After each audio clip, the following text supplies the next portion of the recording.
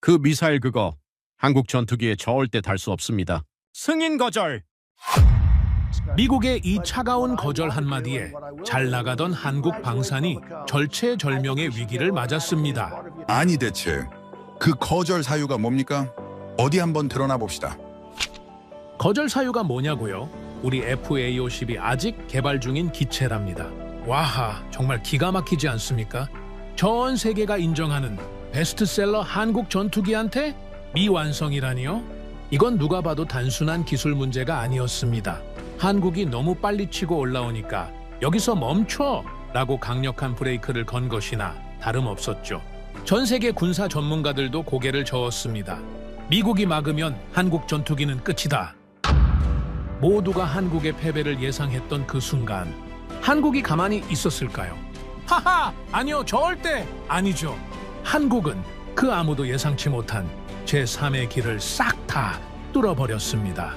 미국이 닫아버린 문 앞에서 좌절하는 대신 보란듯이 등을 돌려 더 무서운 파트너와 손을 잡았고 더더욱 괴물이 되어버린 한국 전투기에 전 세계가 경악했습니다. 한국을 견제하려다 오히려 봉인을 싹둑 풀어주어버린 미국. 대체 무슨 일이 벌어진 걸까요? 그 전에 잠깐 1초 만에 누를 수 있는 좋아요 버튼을 꾹 눌러주시면 영상 제작에 아주 큰 힘이 됩니다. 그럼 바로 시작하겠습니다. 그날 밤 저는 사무실에서 폴란드발 문서를 검토하고 있었습니다. FA-50 무장 통합 현황이라고 적힌 보고서였죠. 처음 읽었을 때는 제가 잘못 본 줄 알았습니다. 그래서 다시 읽었죠. 두 번째도 마찬가지였습니다. 세 번째 읽고 나서야 인정할 수밖에 없었습니다. 승인 거절이라고 분명히 적혀 있었거든요. 미국이 폴란드의 요청을 거절한 겁니다. 저는 알렉산더 헤일이라고 합니다. 영국에서 방산 분석 일을 25년째 해오고 있죠. 전투기, 미사일, 레이더 같은 것들이 제 전문 분야입니다. 세계 각국의 무기 거래를 분석하고 평가하는 게 제 일이에요. 그래서 이 바닥이 어떻게 돌아가는지 잘 압니다. 누가 누구한테 뭘 파는지, 왜 안 파는지. 거기엔 항상 논리가 있고 계산이 있죠. 그런데 이번 건은 그 어떤 논리로도 설명이 되지 않았습니다. 마침 그때 사무실 문이 열리더니 동료인 제임스가 들어왔습니다. 늦은 시간인데도 불이 켜져 있으니까 궁금했던 모양이죠. 알렉산더? 아직도 있었어? 무슨 일이야? 그렇게 심각한 얼굴하고. 저는 보고서를 그에게 건네며 말했습니다. 이것 좀 봐. 폴란드 건인데 미국이 미사일 통합 승인을 거절했어. 제임스가 보고서를 받아들고 훑어보더니 고개를 갸웃했습니다. FA-50이면 한국 전투기 아니야? 이미 여러 나라에서 쓰고 있잖아? 근데 왜 거절이지? 그게 말이야. 이유가 황당해. 기체가 아직 개발 중이래. 제임스가 피식 웃었습니다. 농담인 줄 안 거죠? 뭐? 개발 중? 지금 하늘에서 날아다니고 있는 비행기가? 그러니까 필리핀에서도 쓰고 인도네시아에서도 쓰고 이라크에서도 쓰고 있어. 실전 배치 끝난 기체야. 그런데 개발 중이라니 말이 돼? 제임스가 보고서를 다시 들여다보며 고개를 저었습니다. 이건 변명도 아니네. 차라리 다른 이유를 대든가. 이렇게 허술한 핑계를 대다니 미국답지 않아. 나도 그게 이상해서 밤새 들여다보고 있는 거야. 제임스 표정이 진지해졌습니다. 그도 이 바닥에서 오래 굴러온 사람이라 뭔가 이상하다는 걸 바로 눈치챘죠. 이건 기술 문제가 아닌 것 같은데 다른 이유가 있는 거 아니야? 저도 같은 생각이었습니다. 기술적 문제가 있으면 협의를 하는 게 정상입니다. 일정을 조율하거나 조건을 맞춰 나가죠. 그게 이 바닥의 관례예요. 그런데 대뜸 거절이라니 그것도 말도 안 되는 이유를 들이대면서요. 폴란드가 어떤 나라인지 설명해 드려야 할 것 같습니다. 나토 동맹국이에요. 그것도 최전선이죠. 러시아와 직접 국경을 맞대고 있는 나라입니다. 우크라이나 전쟁이 터진 후로 유럽에서 가장 긴장 상태에 있는 국가 중 하나예요. 안보가 생존과 직결되는 곳이죠. 그런 나라가 한국에서 전투기를 샀습니다. FA-50 48대를요. 계약금도 냈고 파일럿 훈련도 시작했고 정비 인력도 교육 중이었습니다. 모든 게 순조롭게 진행되고 있었죠. 그런데 문제가 생긴 겁니다.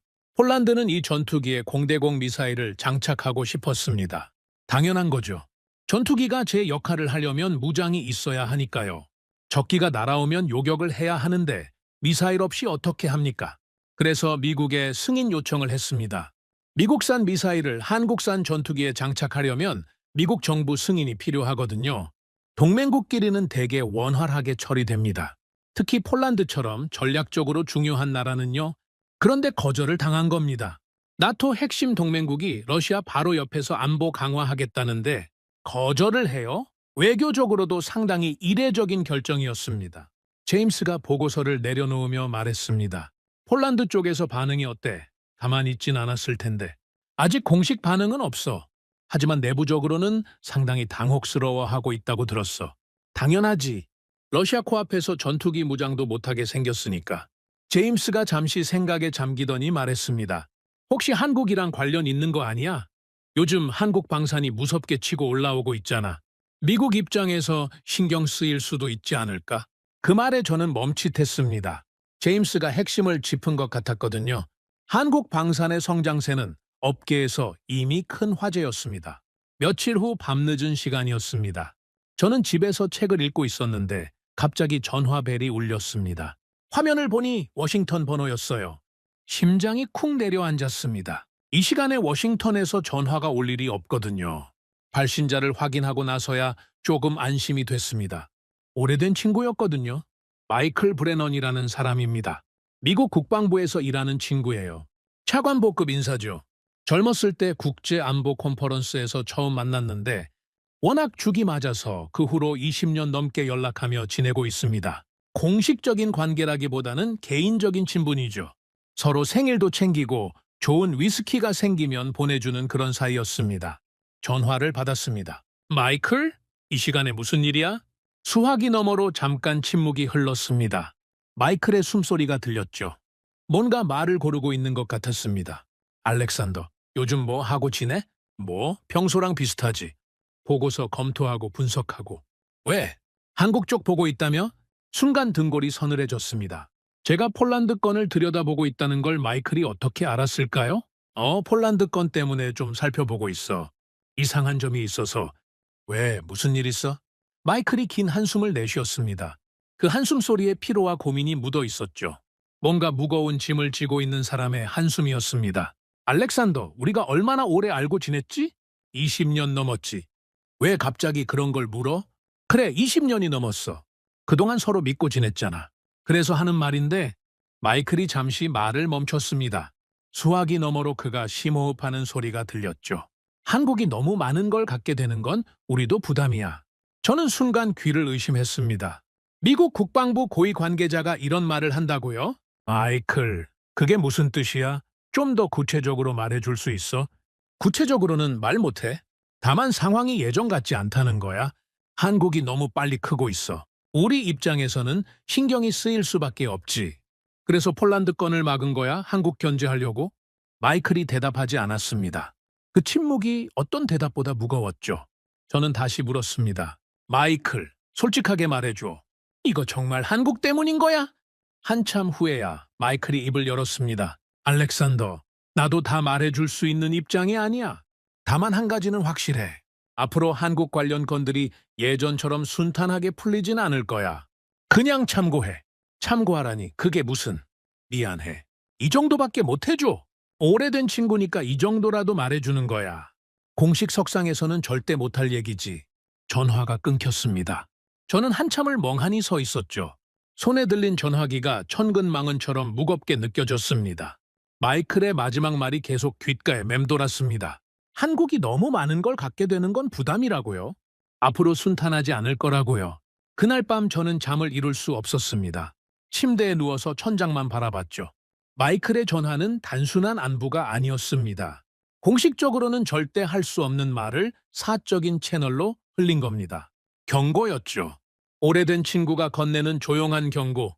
생각을 정리해 봤습니다.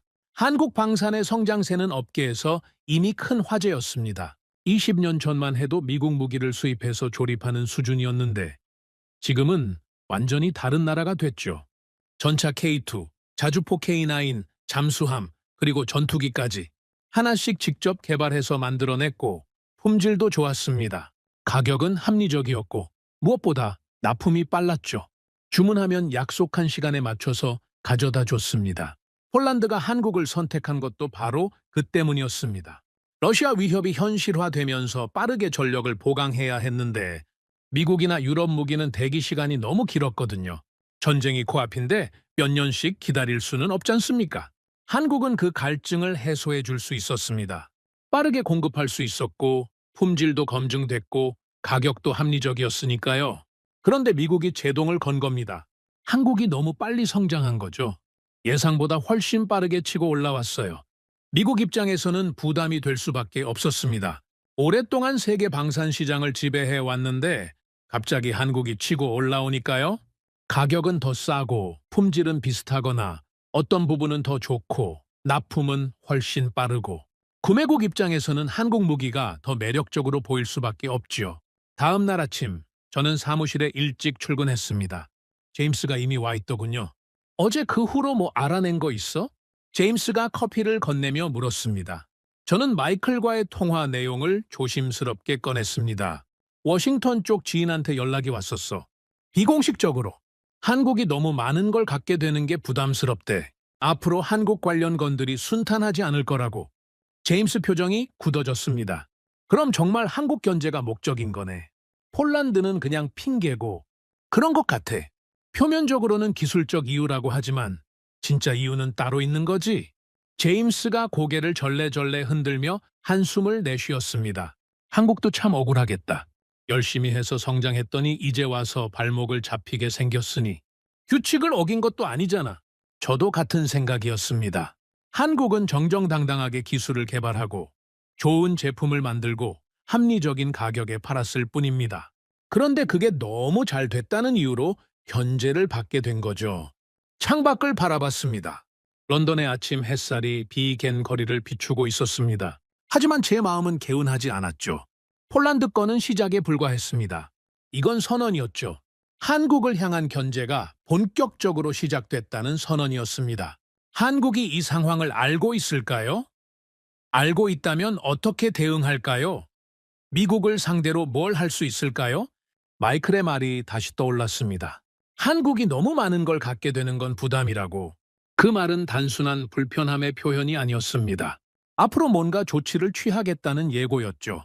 폴란드는 그 첫 번째 사례일 뿐이었습니다. 이건 시작이었습니다. 끝이 어디인지 알 수 없는 아주 긴 이야기의 시작이었죠. 폴란드 건 이후로 저는 한국 방산에 대해 본격적으로 파고들기 시작했습니다. 단순한 호기심이 아니었죠. 뭔가 큰 그림이 있다는 확신이 들었거든요. 마이클의 그 한마디가 계속 머릿속에서 맴돌았습니다. 한국이 너무 많은 걸 갖게 되는 건 부담이라고 했죠. 그 말의 진짜 의미를 알고 싶었습니다. 잠을 자다가도 그 문장이 떠올라서 눈이 번쩍 떠질 정도였으니까요. 사무실에서 제임스와 함께 자료를 뒤지기 시작했습니다. 한국 방산 수출 현황, 주요 계약 목록, 기술 이전 내역, 무장 통합 승인 기록. 며칠 동안 수백 페이지의 문서를 검토했죠. 눈이 빠질 것 같았습니다. 커피를 몇 잔이나 마셨는지 모릅니다. 하지만 포기할 수 없었어요. 뭔가 중요한 게 숨어 있다는 느낌이 계속 들었거든요. 그러다 보니 어떤 패턴이 보이기 시작했습니다. 알렉산더, 이것 좀 봐. 제임스가 모니터를 가리키며 말했습니다. 화면에는 한국 방산 수출 품목과 그에 따른 무장 구성이 정리되어 있었죠. 뭔가 이상하지 않아? 한국이 만든 건 기체야. 전투기, 전차, 함정. 이런 것들은 한국이 직접 설계하고 생산하지. 그런데 거기에 들어가는 핵심 무장은? 저는 화면을 자세히 들여다봤습니다. 제임스가 짚어낸 부분이 눈에 들어왔죠. 미국산이거나 유럽산이네. 미사일, 어뢰, 유도폭탄. 전부 외국 거야. 그렇지. 그리고 이 외국산 무장을 한국 기체에 통합하려면 수출국 승인이 필요하지. 제임스가 고개를 끄덕였습니다. 바로 그거야. 한국은 껍데기를 만들고 알맹이는 남의 거라는 얘기지. 그리고 그 알맹이를 쓰려면 매번 허락을 받아야 해. 이게 핵심이야. 저는 의자의 등을 기대며 생각에 잠겼습니다. 제임스의 분석이 맞았습니다. 한국 방산의 성장세가 아무리 놀라워도 구조적으로 보면 치명적인 약점이 있었던 거죠. 기체는 한국이 만들지만 무장은 외국 것이고 그 무장을 사용하려면 제3국의 승인이 필요했습니다. 이건 마치 제가 말을 꺼내려는데 제임스가 먼저 말했습니다. 자동차는 만들 수 있는데 열쇠는 남이 쥐고 있는 거지. 아무리 좋은 차를 만들어도 열쇠 주인이 안 된다고 하면 그만이야. 차고에서 꺼내지도 못하는 거지. 정확한 비유였습니다. 한국은 훌륭한 무기를 만들 수 있는 능력을 갖췄지만 그 무기가 제대로 작동하려면 다른 나라의 허락이 필요했던 겁니다. 특히 미국의 허락이요. 미국이 승인하지 않으면 한국산 전투기는 그냥 비싼 철덩어리에 불과했죠. 저는 자리에서 일어나 창가로 걸어갔습니다. 런던의 흐린 하늘이 보였죠. 비가 올 것 같은 날씨였습니다. 머릿속으로 한국의 상황을 그려봤습니다. 제임스, 생각해봐. 한국이 지금까지 얼마나 열심히 달려왔는지. 20년 전만 해도 미국 무기 수입국이었어. 기술 이전받아서 조립하는 수준이었지.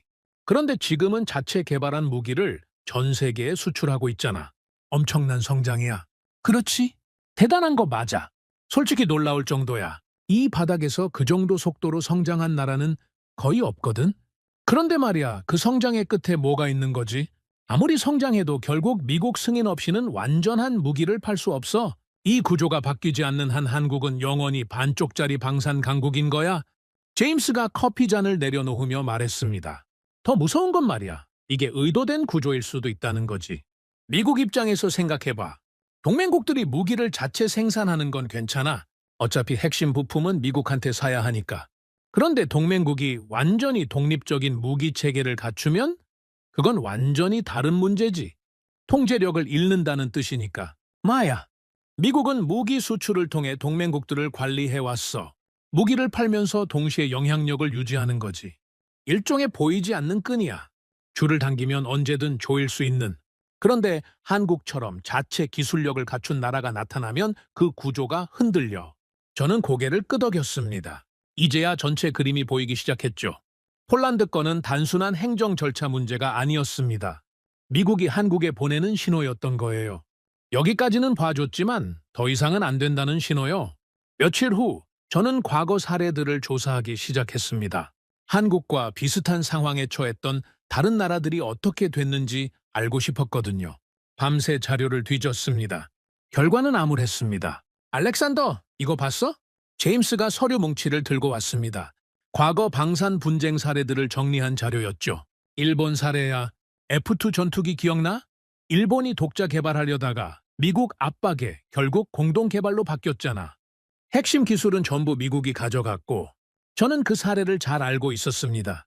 일본은 한때 독자적인 전투기 개발을 추진했지만 미국의 강력한 반대에 부딪혀 계획을 수정해야 했죠. 결국 미국과 공동 개발하는 형태로 바뀌었고 핵심 기술에 대한 접근은 철저히 제한됐습니다.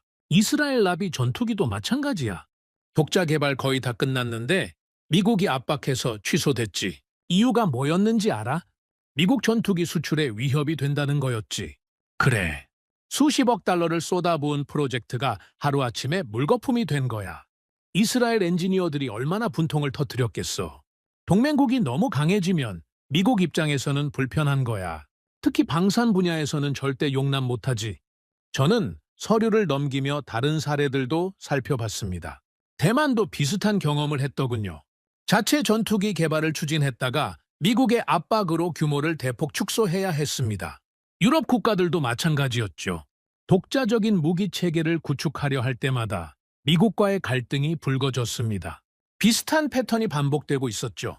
동맹국이 독자적인 방산 역량을 키우려 하면 미국이 개입해서 제한하거나 공동 개발이라는 이름으로 기술을 가져가거나 아예 프로젝트를 취소시키거나 방법은 달랐지만 결과는 비슷했습니다. 미국의 우위는 유지되고 동맹국은 적당한 선에서 멈춰야 했죠. 한국도 같은 길을 가게 되는 거야? 제임스가 물었습니다. 저는 대답하지 못했죠. 아직 모르는 거였으니까요. 하지만 한 가지는 분명했습니다. 한국이 지금 상태로 계속 가면 결국 같은 벽에 부딪히게 될 거라는 거였죠. 그날 저녁 저는 집에 돌아와서 서재에 앉았습니다. 창밖으로 어둠이 내려앉고 있었죠. 위스키 한 잔을 따라 마시며 한국에 대해 생각했습니다. 이 나라가 지금 어떤 상황에 처해 있는지요. 한국은 성공했습니다. 의심의 여지가 없죠. 불과 20, 30년 만에 세계적인 방산 수출국으로 성장했으니까요. 하지만 그 성공이 역설적으로 한국을 위험에 빠뜨리고 있었습니다. 너무 잘했기 때문에 견제를 받게 된 거죠. 성공이 축복이 아니라 족쇄가 되어버린 겁니다. 더 심각한 건 한국 방산의 구조적 한계였습니다. 기체는 만들 수 있지만 핵심 무장은 외국에 의존해야 했죠. 미사일, 레이더, 전자전 장비 같은 것들이요. 이런 것들 없이는 아무리 좋은 전투기를 만들어도 소용없습니다. 전투기가 전투기로서 기능하려면 무장이 있어야 하니까요. 그리고 이 핵심 부품들을 사용하려면 미국의 승인이 필요했죠. 무기를 만들 수 있지만 제대로 쓸 권한은 없는 나라. 이건 진짜 강국이 아닙니다. 그건 그냥 생산 기지에 불과하죠. 주문받아서 만들어주고 허락받아서 납품하는 그런 존재요. 기술은 있는데 선택권은 없는 겁니다. 스스로 결정할 수 없는 나라는 진정한 의미의 강국이라고 할 수 없죠. 다음 날 저는 제임스와 함께 더 깊이 분석해 봤습니다. 만약 미국이 본격적으로 한국을 압박하면 어떻게 될까? 제임스가 질문을 던졌습니다. 저는 최악의 시나리오를 그려봤죠. 폴란드 같은 케이스가 계속 생기겠지. 한국이 전투기를 팔아도 구매국이 원하는 무장을 못 달게 되는 거야. 그러면 구매국 입장에서는 한국 전투기가 매력이 떨어지지. 차라리 미국 전투기를 사는 게 낫다고 생각하겠네. 그렇지. 어차피 미사일도 미국 거 써야 하고 승인도 미국한테 받아야 하는데 처음부터 미국 전투기를 사면 그런 복잡한 과정이 필요 없으니까 원스톱으로 해결되는 거지. 제임스가 고개를 끄덕이며 말했습니다. 결국 한국 방산의 경쟁력이 떨어지는 거네. 가격이 싸고 품질이 좋아도 무장 문제가 해결 안 되면 아무 소용없으니까. 마야. 그리고 한번 그런 인식이 퍼지면 되돌리기 힘들어. 한국산 무기는 뭔가 불완전하다는 이미지가 생기는 거지. 그건 치명적이야. 방산 시장에서 신뢰는 전부거든. 한번 무너진 신뢰는 회복하는 데 수십 년이 걸려. 저는 잠시 말을 멈추고 생각을 정리했습니다. 이건 단순히 무기 한두 개의 문제가 아니었죠. 한국 방산 전체의 미래가 걸린 문제였습니다.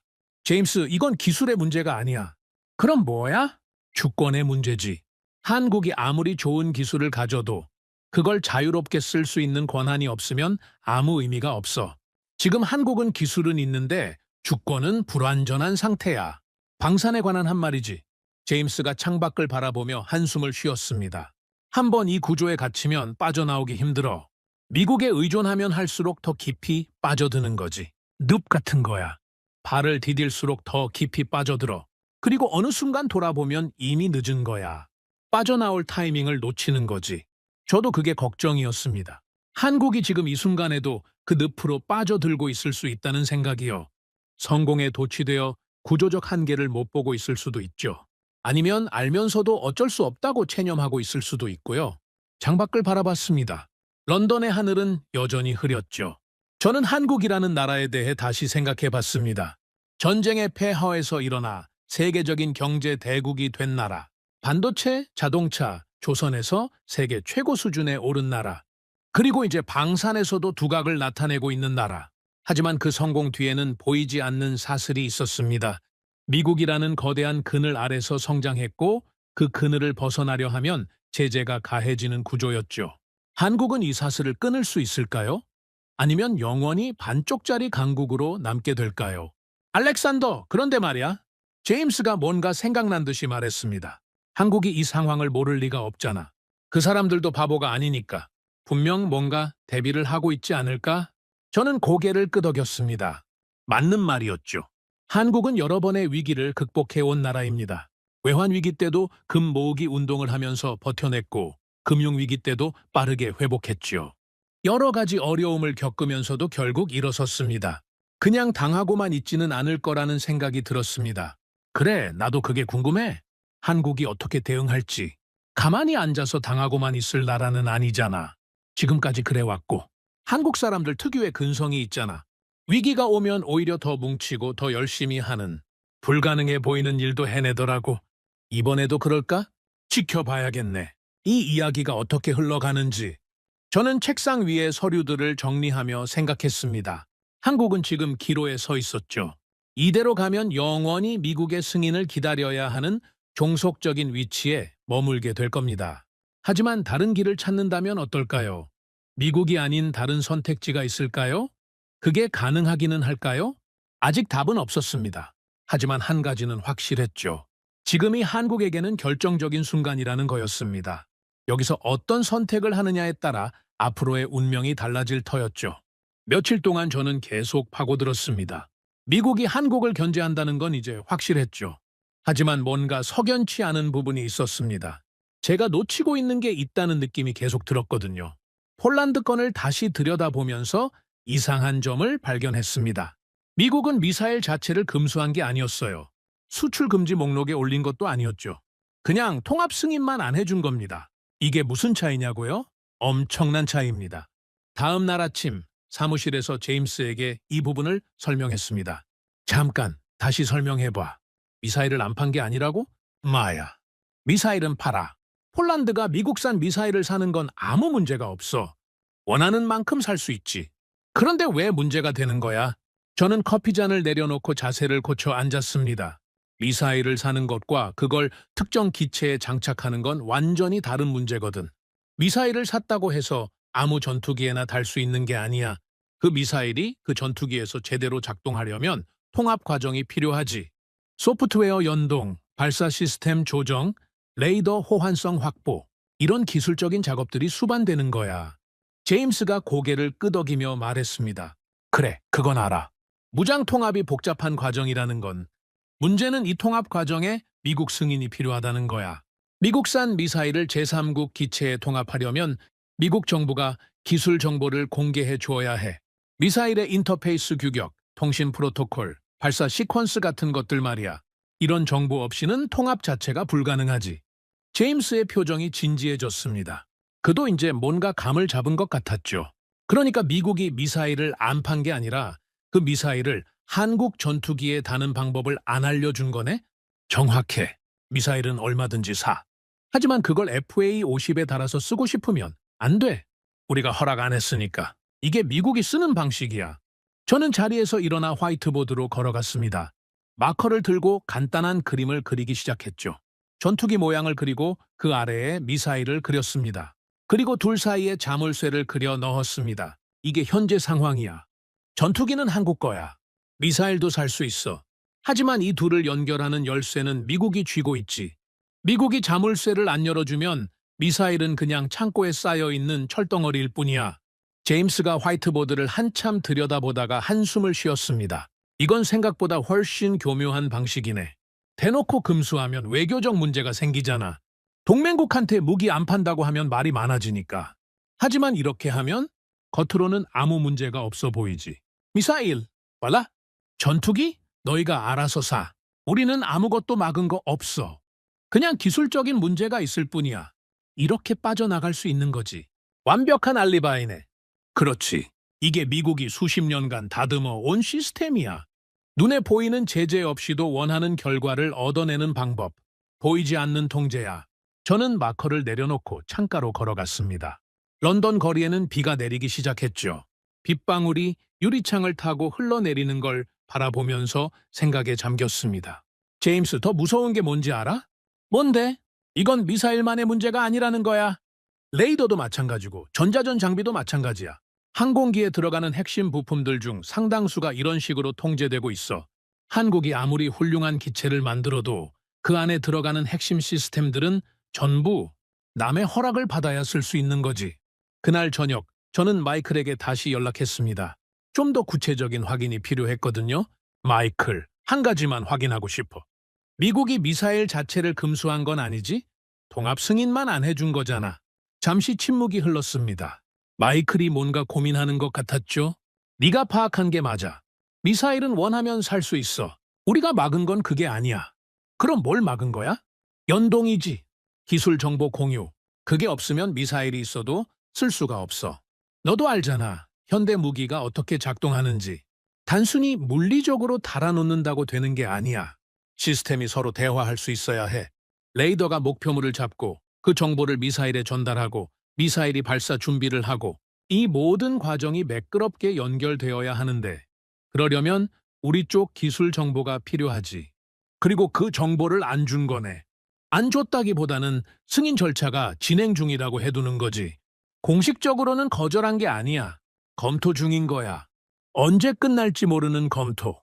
저는 쓴웃음을 지었습니다. 역시 예상대로였죠. 영리한 방법이네. 거절은 안 했으니까 외교적 문제도 없고 검토가 언제 끝날지는 미국 마음이고 이 바닥이 다 그렇지 뭐. 대놓고 안 된다고 하면 시끄러워지니까. 이렇게 하면 조용히 원하는 결과를 얻을 수 있어. 한국은 이 상황을 어떻게 받아들이고 있어? 뭔가 반응이 있었어? 마이클이 잠시 망설이더니 말했습니다. 공식적으로는 아무 말이 없어. 하지만 내부적으로는 상당히 고민하고 있을 거야. 이게 처음 있는 일이 아니거든. 이번에도 조용히 넘어갈 것 같아? 글쎄, 이번에는 좀 다를 수도 있어. 한국이 예전보다 많이 성장했거든. 예전에는 선택지가 없었지만 지금은 다를 수 있어. 다만 내가 확실히 말할 수 있는 건 없어. 지켜봐야 알겠지. 전화를 끊고 나서 저는 오랫동안 생각에 잠겼습니다. 마이클의 마지막 말이 계속 머릿속을 맴돌았죠. 이번에는 좀 다를 수도 있다고요. 한국이 예전보다 많이 성장했다고요. 그게 무슨 뜻일까요? 다음 날 저는 자료를 더 찾아봤습니다. 한국의 방산 기술 수준, 독자 개발 현황, 해외 협력 관계. 그러다가 흥미로운 것을 발견했습니다. 제임스가 출근했을 때 저는 그에게 화면을 보여줬습니다. 이것 좀 봐. 한국이 유럽 쪽이랑 협력을 강화하고 있어. 유럽? 어떤 분야에서? 미사일이야. 특히 NBDA랑 접촉하고 있는 것 같아. 제임스의 눈이 커졌습니다. NBDA가 어떤 회사인지 그도 잘 알고 있었거든요. NBDA? 유럽 최대 미사일 업체잖아. 미티어 만든데 말이야? 마야, 그 미티어. 세계 최고 수준의 장거리 공대공 미사일이지. 사거리 100km 이상, 램제트 추진으로 종말 단계까지 고속 유지. 현존하는 공대공 미사일 중에서 가장 뛰어난 성능을 가진 물건이야. 근데 한국이 왜 갑자기 유럽 미사일에 관심을 가지는 거지? 저는 의미심장한 표정을 지으며 말했습니다. 미국이 안 해주니까 다른 데서 찾는 거 아닐까? 제임스가 무릎을 탁 쳤습니다. 그거네! 미국이 통합 승인 안 해주면 미국 미사일 대신 유럽 미사일을 쓰면 되잖아. NBDA는 미국 회사가 아니니까 미국 승인이 필요 없고. 이론적으로는 그래. 물론 유럽도 자체적인 수출 통제가 있지만 미국만큼 까다롭지는 않아. 그리고 무엇보다 중요한 건 이게 미국에 대한 메시지가 될 수 있다는 거야? 무슨 메시지? 당신들이 안 해주면 우리는 다른 데서 구할 수 있어. 당신들만이 유일한 선택지가 아니야. 이런 메시지지. 제임스가 고개를 끄덕이며 말했습니다. 레버리지를 만드는 거네. 협상에서 유리한 위치를 차지하려고. 그것도 있고 실제로 대안을 확보하려는 것도 있을 거야. 미국에만 의존하면 이번 같은 상황에서 속수무책이잖아. 하지만 유럽이라는 대안이 있으면 상황이 달라지지. 저는 잠시 말을 멈추고 미티어 미사일에 대한 자료를 화면에 띄웠습니다. 이거 봐, 제임스. 미티어가 어떤 물건인지 제대로 알아야 해. 이건 그냥 미사일이 아니야. 유럽이 20년 넘게 공들여서 만든 걸작이지. 영국, 프랑스, 독일, 이탈리아, 스페인, 스웨덴. 유럽의 항공 강국들이 전부 참여한 프로젝트야. 그 정도로 대단해? 대단한 정도가 아니야. 기존 공대공 미사일들은 발사 초기에 로켓 모터로 가속한 다음에 관성으로 날아가거든. 그러면 거리가 멀어질수록 속도가 떨어지지. 하지만 미티어는 달라. 램제트 엔진을 쓰거든. 공기를 빨아들여서 연소시키는 방식이야. 그래서 종말 단계까지 고속을 유지할 수 있어. 그게 왜 중요한 건데? 적기가 회피 기동을 하려면 미사일보다 빨라야 하잖아. 기존 미사일은 멀리서 쏘면 도착할 때쯤 속도가 많이 줄어들어서 회피할 여지가 생겨. 하지만 미티어는 끝까지 빠르니까 회피가 거의 불가능해. 전문가들 사이에서는 노 이스케이프 존이 기존 미사일의 3배 이상이라고 평가해. 제임스가 감탄하며 말했습니다. 그런 물건을 한국이 손에 넣으면 상황이 완전히 달라지겠네. 마야. 그리고 더 중요한 건 이거야. 미티어를 한국 전투기에 통합하는 과정에서 한국은 엄청난 기술을 배울 수 있어. 외국 무장을 자국 기체에 통합하는 노하우, 시스템 연동 기술, 소프트웨어 개발 역량. 이런 것들이 축적되면 나중에 자체 미사일을 개발할 때도 도움이 되지. 장기적인 투자네. 그렇지. 단기적으로는 유럽 미사일을 쓰더라도 장기적으로는 완전한 국산화를 목표로 하는 거야. 그게 진짜 독립이지. 제임스가 잠시 생각에 잠기더니 물었습니다. 그런데 알렉산더, 한 가지 궁금한 게 있어. 유럽 미사일을 쓴다고 해서 문제가 해결될까? 그것도 결국 남의 무기잖아. 유럽에 의존하게 되는 건 마찬가지 아니야? 좋은 질문이었습니다. 저도 그 부분을 생각하고 있었거든요. 맞는 말이야. 유럽 미사일을 쓴다고 해서 완전한 독립이 되는 건 아니지. 여전히 외국 기술에 의존하는 건 마찬가지야. 하지만 중요한 건 선택지가 생긴다는 거야. 미국 하나에만 매달리는 게 아니라 유럽이라는 대안이 생기면 협상력이 완전히 달라지거든. 그건 그렇네. 그리고 생각해봐. 미국이랑 유럽이랑 경쟁하게 만들 수도 있어. 한국이 유럽 쪽으로 기울면 미국도 가만히 있지 않겠지. 한국 시장을 뺏기고 싶지 않을 테니까. 그러면 미국도 태도가 달라질 수 있어. 제임스가 고개를 끄덕였습니다. 한국이 꽤 영리하게 움직이고 있네. 아직 움직이는 건지는 몰라. 다만 가능성을 탐색하고 있는 것 같아. 확실한 건 한국이 예전처럼 그냥 당하고만 있지는 않을 거라는 거야. 창밖으로 해가 지고 있었습니다. 런던의 하늘이 붉게 물들어가고 있었죠. 저는 그 석양을 바라보면서 생각했습니다. 제임스, 나는 이 이야기가 어떻게 끝날지 정말 궁금해. 한국이 그냥 현실과 타협하고 미국 품 안에 머물 수도 있어. 그게 안전하고 편한 길이니까. 하지만 만약 한국이 다른 길을 선택한다면 위험하고 불확실하지만 독자적인 길을 간다면 그건 정말 대단한 일이 될 거야. 제임스가 조용히 물었습니다. 알렉산더, 넌 한국이 어떻게 할 것 같아? 저는 잠시 생각에 잠겼습니다. 한국이라는 나라에 대해 내가 아는 것들을 떠올려 봤죠. 솔직히 모르겠어. 하지만 한 가지는 알아.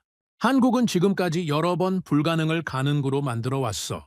누구도 예상하지 못한 방식으로 문제를 해결해 왔지. 이번에도 그럴 수 있을까? 모르겠어. 하지만 지켜볼 가치는 있어. 이건 단순한 무기 거래가 아니야. 한 나라의 운명이 걸린 선택이거든. 저는 지구 반대편에 있는 그 나라가 지금 어떤 고민을 하고 있을지 생각해 봤습니다. 어떤 선택을 준비하고 있을지. 이야기는 이제 막 본격적으로 시작되려 하고 있었습니다. 한국은 과연 이 보이지 않는 족쇄를 끊어낼 수 있을까요? 그로부터 며칠이 지났습니다. 저는 한국의 움직임을 계속 주시하고 있었죠. 유럽 쪽과 접촉하고 있다는 정보는 확인했지만 그게 어디까지 진행되고 있는지는 알 수 없었습니다. 이 바닥에서 정보라는 게 그렇습니다. 중요한 건 항상 늦게 알려지고 알게 됐을 때는 이미 판이 끝난 후인 경우가 많죠. 저는 나름대로 예상을 하고 있었습니다. 한국이 어떻게 움직일지에 대해서요. 25년간 이 업계에서 일하면서 비슷한 상황을 수없이 봐왔거든요. 강대국에 막힌 나라들이 어떻게 반응하는지 그 패턴은 거의 정해져 있었습니다. 제임스와 점심을 먹으면서 이 얘기를 꺼냈습니다. 한국이 어떻게 나올 것 같아? 제임스가 포크를 내려놓으며 대답했죠. 글쎄, 보통은 협상하겠지. 미국 설득하고 조건 조정하고 시간 끌고 다 그렇게 하잖아. 나도 그렇게 생각해. 아마 외교 채널을 통해서 미국을 달래려고 하겠지. 폴란드 건이 왜 문제인지 설명하고 안보 협력의 중요성을 강조하고 그러면서 조금씩 양보를 얻어내려고 할 거야. 그게 현실적인 방법이니까. 마야, 미국을 정면으로 상대하는 건 무모한 짓이야. 아무리 한국이 성장했다고 해도 미국과 맞서 싸울 수는 없지. 협상 테이블에서 최대한 유리한 조건을 끌어내는 게 최선이야. 저는 그렇게 확신하고 있었습니다. 한국도 결국 다른 나라들처럼 미국 앞에서 고개를 숙일 거라고요. 어쩌면 유럽 쪽과의 접촉도 협상력을 높이기 위한 블러핑일 수 있다고 생각했죠. 미국에게 보여주려는 제스처, 우리도 대안이 있다는 걸 보여줘서 협상에서 유리한 위치를 차지하려는 전략이라고요. 그런데 제가 틀렸습니다. 일주일쯤 후였습니다. 아침에 출근해서 이메일을 확인하는데 업계 뉴스레터에서 눈에 띄는 기사가 있었습니다. 한국과 MBDA가 공식적인 협력 계약을 체결했다는 내용이었죠. 저는 처음에 오보인 줄 알았습니다. 너무 빠른 전개였거든요. 제임스, 이것 좀 봐. 제임스가 제 책상으로 다가왔습니다. 화면을 보더니 눈이 커지더군요. 이게 진짜야? 벌써 계약을 했다고? 그러게. 나도 믿기지가 않아. 저는 급하게 다른 소스들을 확인했습니다. 로이터, 제인스, 방산 전문 매체들. 전부 같은 내용을 보도하고 있었죠. 한국방위사업청과 MBDA가 미티어 미사일 도입 및 통합에 관한 양해각서를 체결했다는 거였습니다. 이건 예상보다 훨씬 빠른데 보통 이런 협상은 몇 년씩 걸리잖아. 그런데 몇 주 만에 양해각서까지? 제임스가 고개를 저으며 말했습니다. 한국이 진심이라는 뜻이네.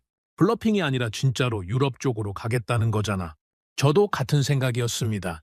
이건 협상 카드가 아니었어요. 실제로 방향을 트는 거였죠. 미국을 설득하는 데 시간을 쓰는 대신 아예 다른 길을 선택한 겁니다.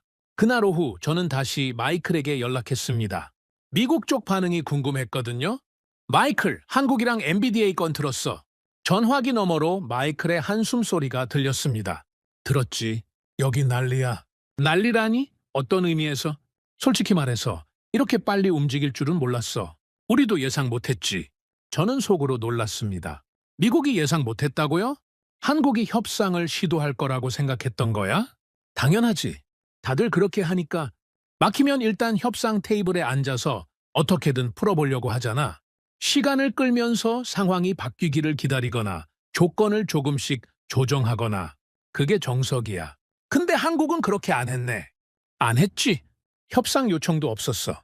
항의도 없었고 그냥 조용히 유럽이랑 손을 잡아버린 거야.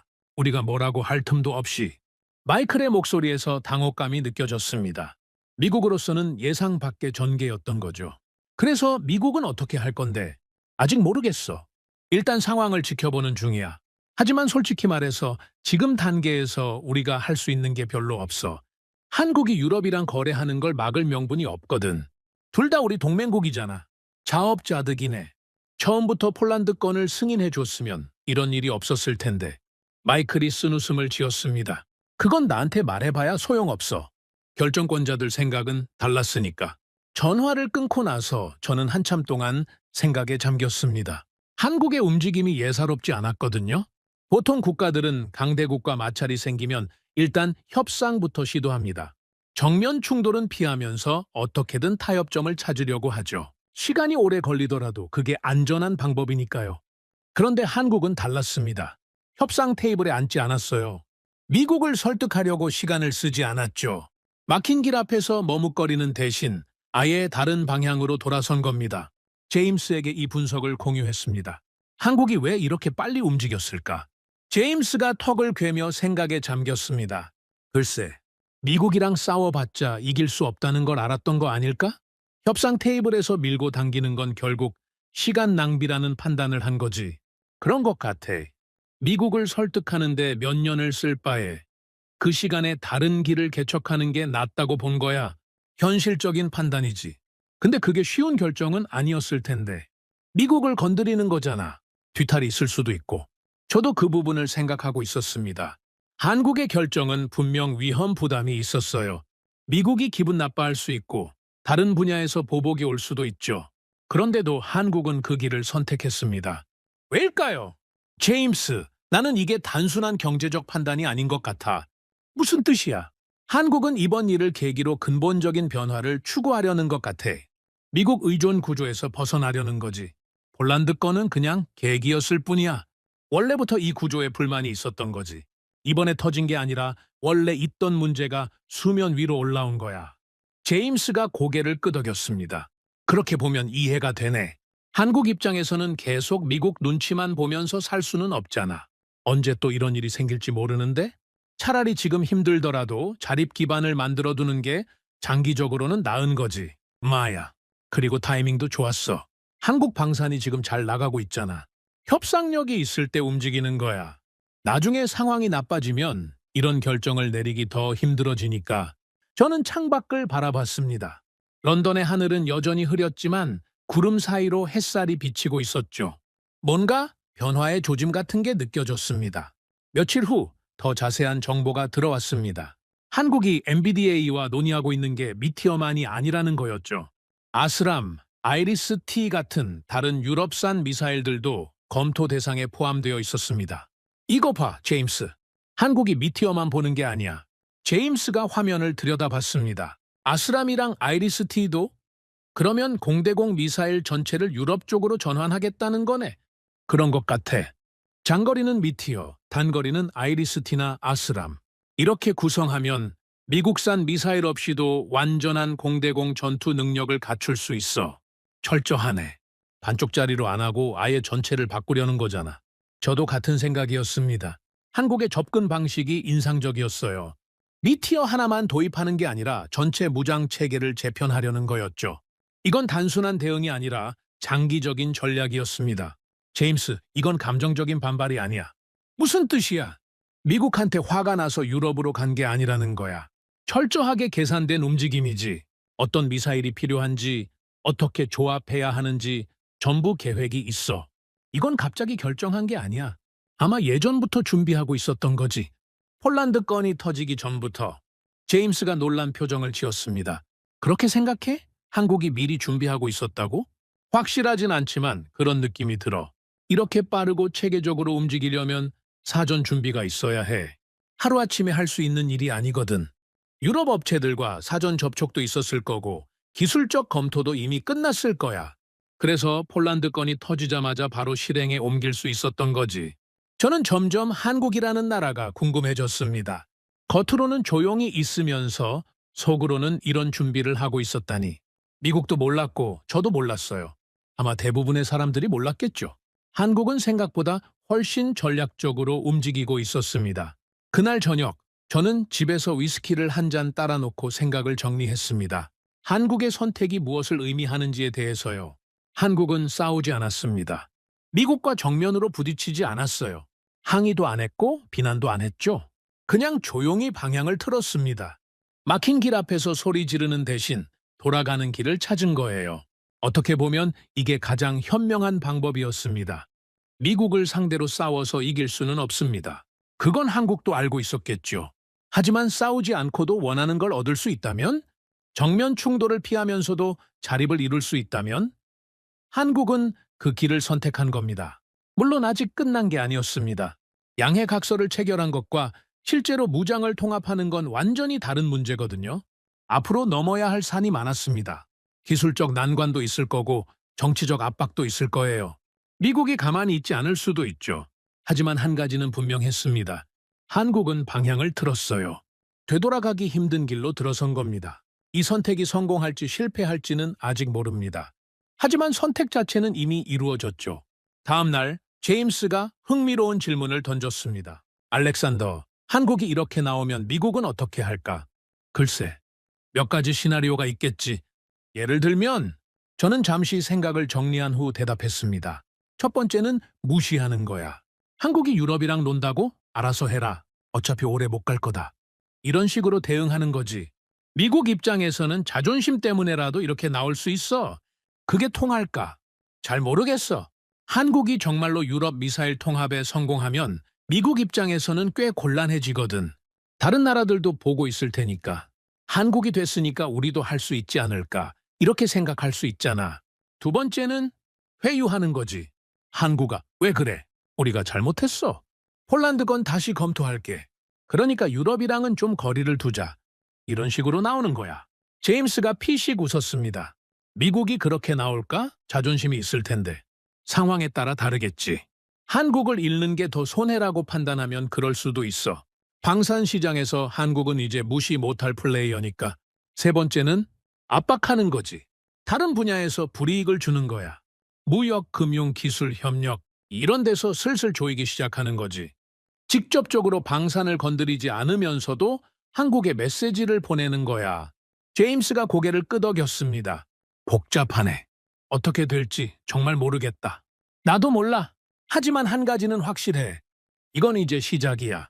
한국이 방향을 틀었으니까 앞으로 어떤 일이 벌어질지 지켜봐야 해. 이 이야기는 아직 끝나지 않았어? 저는 창밖을 바라봤습니다. 해가 지고 있었죠. 런던의 하늘이 붉게 물들어가고 있었습니다. 지구 반대편에서는 지금 어떤 일이 벌어지고 있을까요? 한국의 엔지니어들이 밤새 일하고 있을지도 모릅니다.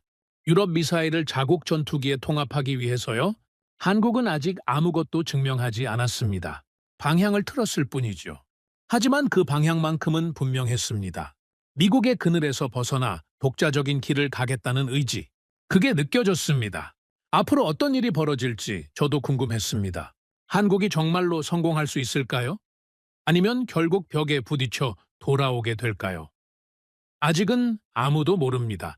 하지만 확실한 건 이 이야기가 이제 막 흥미로워지기 시작했다는 거였죠. 그로부터 몇 주가 지났습니다. 저는 한국의 움직임을 계속 추적하고 있었죠. 양해 각서 체결 이후 구체적인 진행 상황이 궁금했거든요. 이 바닥에서 양해 각서라는 건 그냥 악수하고 사진 찍는 수준인 경우가 많습니다. 실제 계약으로 이어지지 않고 흐지부지 되는 경우도 허다하죠. 그래서 저는 반신반의하면서 지켜보고 있었습니다. 그런데 한국은 진짜였습니다. 어느 날 아침 업계 소식통을 통해 흥미로운 정보가 들어왔습니다. 한국이 MBDA와 단순한 미사일 구매 협상이 아니라 훨씬 깊은 수준의 협력을 논의하고 있다는 거였죠. 저는 처음에 그게 무슨 뜻인지 정확히 이해하지 못했습니다. 제임스에게 이 소식을 전했더니 그도 고개를 갸웃했습니다. 깊은 수준의 협력이라니 구체적으로 뭘 말하는 거야? 나도 정확히는 모르겠어. 하지만 단순히 미사일 사서 다는 게 아니라는 것 같아. 그럼 뭔데? 저는 며칠 동안 여러 채널을 통해 정보를 수집했습니다. 유럽 쪽 지인들에게 연락하고 방산 전문 매체들을 뒤지고 공개된 자료들을 분석했죠. 그러다가 점점 그림이 그려지기 시작했습니다. 제임스, 이것 좀 봐. 한국이 하려는 게 뭔지 알 것 같아. 제임스가 제 책상으로 다가왔습니다. 저는 화면에 띄워놓은 자료들을 가리키며 설명했죠. 한국은 미사일만 사려는 게 아니야. 통합기술 자체를 확보하려는 거야. 통합기술? 무슨 뜻이야? 미사일을 전투기에 다는 건 단순한 작업이 아니거든.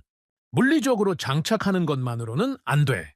전투기의 레이더가 목표물을 잡으면 그 정보가 미사일에 전달되어야 하고, 미사일은 그 정보를 바탕으로 발사 준비를 해야 하지. 이 모든 과정이 매끄럽게 연결되어야 해. 그걸 통합이라고 하는 거야. 제임스가 고개를 끄덕였습니다. 그건 알아. 그래서 미국이 통합 승인을 안 해줘서 문제가 된 거잖아. 마야.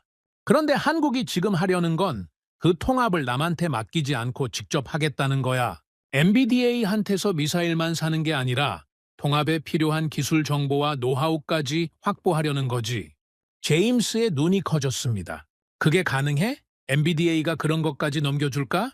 조건이 맞으면 가능하지. MBDA 입장에서도 나쁜 거래가 아니거든. 한국은 큰 시장이야.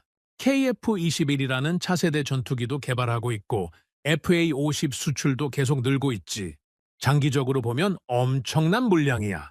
그 시장을 확보하려면 어느 정도 기술 협력은 감수할 수 있지. 저는 자리에서 일어나 화이트보드 앞으로 걸어갔습니다. 마커를 들고 그림을 그리기 시작했죠. 자, 이게 기존 방식이야. 전투기 그림을 그리고 그 옆에 미사일을 그렸습니다. 그리고 둘 사이에 화살표를 그렸죠. 미사일 제조사가 통합까지 다 해줘. 전투기에 맞게 소프트웨어 조정하고 인터페이스 맞추고 테스트하고 구매국은 그냥 완성된 패키지를 받아서 쓰는 거야. 편하지. 하지만 문제가 뭐냐면 이러면 구매국은 영원히 제조사에 종속돼. 뭔가 바꾸고 싶어도 제조사 허락 없이는 못해. 그게 지금까지 한국이 처한 상황이었네. 마야. 그런데 한국이 하려는 건 이거야. 저는 새로운 그림을 그렸습니다. 전투기, 미사일, 그리고 그 사이에 한국 국기를 그려 넣었죠. 미사일은 MBDA한테서 사도해, 통합은 한국이 직접 해. MBDA는 미사일과 필요한 기술 정보를 제공하고 한국 엔지니어들이 그걸 가지고 자국 전투기에 맞게 통합 작업을 하는 거야. 이러면 뭐가 달라지냐면 한국이 통합 기술을 내재화할 수 있어. 한번 배우면 다음부터는 스스로 할 수 있게 되는 거지. 제임스가 감탄하며 말했습니다.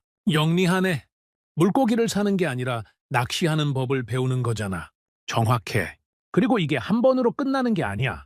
미티어를 통합하면서 배운 기술은 다른 미사일에도 적용할 수 있어. 아이리스티든 아스람이든 심지어 나중에 자체 개발하는 미사일이든 한 번 역량을 갖추면 응용 범위가 무한해지는 거지. 저는 마커를 내려놓고 창가로 걸어갔습니다. 런던의 하늘은 오늘따라 맑았죠. 햇살이 사무실 안으로 쏟아져 들어오고 있었습니다. 제임스, 이게 왜 중요한지 알아? 왜? 지금까지 한국은 기체는 만들 수 있었지만 통합은 못했어. 그래서 항상 남의 허락이 필요했지. 미국이 안 된다고 하면 거기서 끝이었어. 하지만 통합 기술을 갖추면 상황이 완전히 달라져. 어떤 미사일이든 가져다가 자기 전투기에 달 수 있게 되는 거야. 미국 것이든 유럽 것이든 상관없이 선택권이 생기는 거네. 그것보다 더 큰 거야. 주권이 생기는 거지. 무기를 만들 수 있을 뿐 아니라 완전하게 운용할 수 있는 능력, 남의 허락 없이도 스스로 결정할 수 있는 힘. 그게 진짜 방산 강국이야. 며칠 후 더 구체적인 정보가 들어왔습니다. 한국이 통합 작업을 어떻게 진행하고 있는지에 대한 것이었죠. 알렉산더, 이거 흥미로운데. 제임스가 노트북을 들고 왔습니다. 화면에는 한국 방위산업 관련 기사가 떠 있었죠. 한국이 통합 작업을 자국 업체들이랑 같이 하고 있대. 한국항공우주산업, LIG 넥스원, 한화시스템, 이런 회사들이 참여하고 있다는 거야. 저는 기사를 자세히 읽어봤습니다. 흥미로운 내용이었죠. 이건 단순한 하청이 아니네. 한국 업체들이 핵심 역할을 맡고 있어. 레이더 연동은 한화 시스템이, 비행 제어 소프트웨어는 한국항공우주산업이, 전자전 통합은 LIG넥스원이 각자 전문 분야를 맡아서 하는 거야. 분업체제네. 그래. 그런데 중요한 건 이게 한국 내부에서 이루어지고 있다는 거야. 외국 기술자들이 와서 해주는 게 아니라 한국 엔지니어들이 직접 하고 있어. 물론 MBDA 쪽에서 기술 지원은 하겠지만 실제 작업은 한국이 주도하는 거지. 제임스가 고개를 끄덕이며 말했습니다. 기술 이전이 아니라 기술 습득이네. 남이 해주는 걸 받는 게 아니라 직접 해보면서 배우는 거잖아. 마야, 이게 핵심이야. 누가 대신 해주면 편하지만 배우는 건 없어. 직접 해봐야 진짜 자기 것이 되는 거지. 한국은 그걸 알고 있는 것 같아. 저는 한국의 접근 방식에 점점 감탄하게 됐습니다. 이건 단순히 미사일을 바꾸는 게 아니었어요. 전체 시스템을 재구성하는 거였죠. 그리고 그 과정에서 핵심 역량을 내재화하고 있었습니다. 그날 저녁 저는 마이클에게 다시 연락했습니다. 미국 쪽에서 이 상황을 어떻게 보고 있는지 궁금했거든요. 마이클, 한국이 유럽 미사일 통합을 직접 하고 있다는 거 알아? 전화기 너머로 마이클의 한숨소리가 들렸습니다. 알지. 보고받고 있어. 어떻게 생각해? 잠시 침묵이 흘렀습니다. 마이클이 뭔가 말을 고르고 있는 것 같았죠. 솔직히 말해서 예상보다 빠르고 체계적이야. 우리도 좀 놀랐어. 놀랐다고? 한국이 이 정도 역량을 갖고 있는 줄 몰랐거든. 통합 작업이라는 게 쉬운 게 아니야. 경험 있는 나라들도 몇 년씩 걸리는 일인데 한국은 상당히 빠르게 진행하고 있어. 한국 엔지니어들 실력이 좋은 거겠지. 그것도 있지만 준비가 잘 되어 있었던 것 같아. 갑자기 시작한 게 아니라 오래전부터 이런 날을 대비하고 있었던 거지. 인력도 양성해놨고 인프라도 갖춰놨고. 저는 고개를 끄덕였습니다. 제 추측이 맞았던 거죠. 그래서 미국은 어떻게 할 건데? 아직 결정된 건 없어. 하지만 분위기가 좀 바뀌고 있어. 어떻게? 처음에는 무시하자는 쪽이 많았거든. 한국이 뭘 하든 오래 못 갈 거다. 결국 우리한테 돌아올 거다. 이런 시각이었지. 하지만 지금은 좀 달라. 한국이 정말로 해내면 어떡하지? 이런 우려가 나오고 있어. 그럼 태도를 바꿀 수도 있겠네? 마이클이 쓴웃음을 지었습니다. 글쎄, 미국이 그렇게 쉽게 태도를 바꾸진 않아. 자존심이 있으니까. 하지만 상황이 계속 이렇게 가면 뭔가 조치를 취해야 할 수도 있지. 어떤 방향이 될지는 모르겠지만 전화를 끊고 나서 저는 오랫동안 생각에 잠겼습니다. 한국이 미국의 예상을 뛰어넘고 있다는 게 느껴졌거든요. 처음에는 아무도 한국이 이렇게까지 할 거라고 생각하지 않았습니다. 그냥 협상하다가 적당히 타협할 거라고 봤죠. 하지만 한국은 다른 길을 선택했고 그 길에서 놀라운 속도로 전진하고 있었습니다. 다음 날 제임스와 이 이야기를 나눴습니다. 한국 사람들 특성인 것 같아. 제임스가 말했죠. 무슨 특성? 섞는 거 말이야. 다른 데서 가져온 걸 자기 방식으로 섞어서 새로운 걸 만들어내는 거. 한국 음식 중에 비빔밥이라는 거 알아? 저는 고개를 끄덕였습니다. 런던에도 한국 식당이 꽤 있어서 먹어본 적이 있었거든요. 여러 가지 재료를 한 그릇에 넣고 쓱쓱 비벼서 먹는 거잖아. 각각의 재료는 다른 데서 온 거지만 섞으면 완전히 새로운 맛이 되는 거야. 그게 무기랑 무슨 상관이야? 제임스가 웃으며 말했습니다. 한국이 지금 하는 게 그거 아니야? 유럽 미사일, 한국 전투기, 한국 레이더 이런 걸 섞어서 자기만의 무기 체계를 만들어내는 거잖아? 각각의 부품은 여기저기서 왔지만 최종 결과물은 한국 거야. 저는 제임스의 비유가 꽤 적절하다고 생각했습니다. 맞는 말이네. 순수하게 처음부터 끝까지 국산으로만 만드는 게 아니라 좋은 건 어디서든 가져와서 석도해. 최종 통제권은 자기가 갖는 거지. 그게 현실적인 방법인 것 같아. 모든 걸 독자 개발하려면 시간이 너무 오래 걸리잖아. 하지만 이렇게 하면 빠르게 역량을 갖출 수 있고 그러면서도 종속되지 않을 수 있어. 저는 창밖을 바라봤습니다. 해가 기울기 시작하고 있었죠. 제임스, 한국이 이걸 해내면 상황이 많이 달라질 거야. 어떻게? 지금까지 FA-50은 좋은 전투기였지만 한계가 있었어. 무장이 제한적이었거든. 미국 승인 없이는 제대로 된 공대공 능력을 갖출 수 없었지. 하지만 유럽 미사일 통합에 성공하면, 미티어를 달면 완전히 다른 물건이 되는 거야. 어떤 의미에서 미티어는 현존 최강의 공대공 미사일이야. 그걸 장착한 FA-50은 더 이상 경전투기 수준이 아니게 돼. 웬만한 4세대 전투기랑 붙어도 밀리지 않을 만큼 강력해지는 거지. 그러면 수출 시장에서의 매력도 완전히 달라져. 구매국 입장에서는 훨씬 끌리겠네. 당연하지. 가격은 경전투기 수준인데 무장은 최고급이야. 이런 조합이 어디 있어? 미국 전투기 살 돈으로 FA-50 2세대를 사고도 남을 텐데 성능은 비슷하거나 어떤 면에서는 더 나을 수도 있어. 제임스가 휘파람을 불었습니다. 미국 입장에서는 악몽이겠네? 그렇지. 그래서 처음에 막으려고 했던 거야. FA-50이 이렇게 강해지면 미국 전투기 시장을 잠식할 수 있으니까. 그런데 막으려다가 오히려 이런 결과를 만들어낸 거지. 저는 쓴웃음을 지었습니다. 아이러니한 상황이었거든요. 미국이 한국을 견제하려고 했던 조치가 오히려 한국의 자립을 앞당긴 셈이니까요. 제임스, 이건 단순히 미사일 바꾸는 게 아니야. 무슨 뜻이야? 한국은 미사일을 바꾼 게 아니라 통제 구조를 바꾼 거야. 예전에는 미국이 열쇠를 쥐고 있었잖아. 한국은 그 열쇠를 뺏어온 거야. 이제 자기가 직접 문을 열 수 있게 된 거지. 제임스가 고개를 끄덕였습니다. 진짜 독립이네. 응. 무기를 만드는 것과 무기를 통제하는 건 다른 거야. 지금까지 한국은 만들기만 했어. 통제는 남이 했지. 하지만 이제 달라지는 거야. 만들고, 통합하고, 운용하고. 전 과정을 자기가 관장하게 되는 거지. 저는 한국이라는 나라에 대해 다시 생각해 봤습니다. 불과 몇 달 전만 해도 저는 한국을 그저 성장하는 방산 수출국 정도로 봤습니다. 미국의 그늘 아래서 적당히 자라는 나라. 하지만 지금은 생각이 달라졌습니다. 한국은 자기만의 길을 개척하고 있었습니다. 남들이 만들어 놓은 구조에 순응하는 게 아니라 자기만의 구조를 만들어가고 있었죠. 쉬운 일이 아닙니다. 용기도 필요하고 능력도 필요한 일이죠. 비빔밥을 좋아하는 민족은 무기도 그렇게 만드는구나. 저도 모르게 중얼거렸습니다. 제임스가 웃으며 대답했죠. 좋은 표현인데 석도의 주도권은 놓지 않는다. 그게 한국 방식인 거네. 그런 것 같아. 그리고 그게 통하고 있어. 아직 갈 길이 멀었습니다. 통합 작업이 완료되려면 시간이 더 필요했고 실제로 성능이 검증되려면 테스트도 거쳐야 했죠. 하지만 방향은 분명했습니다.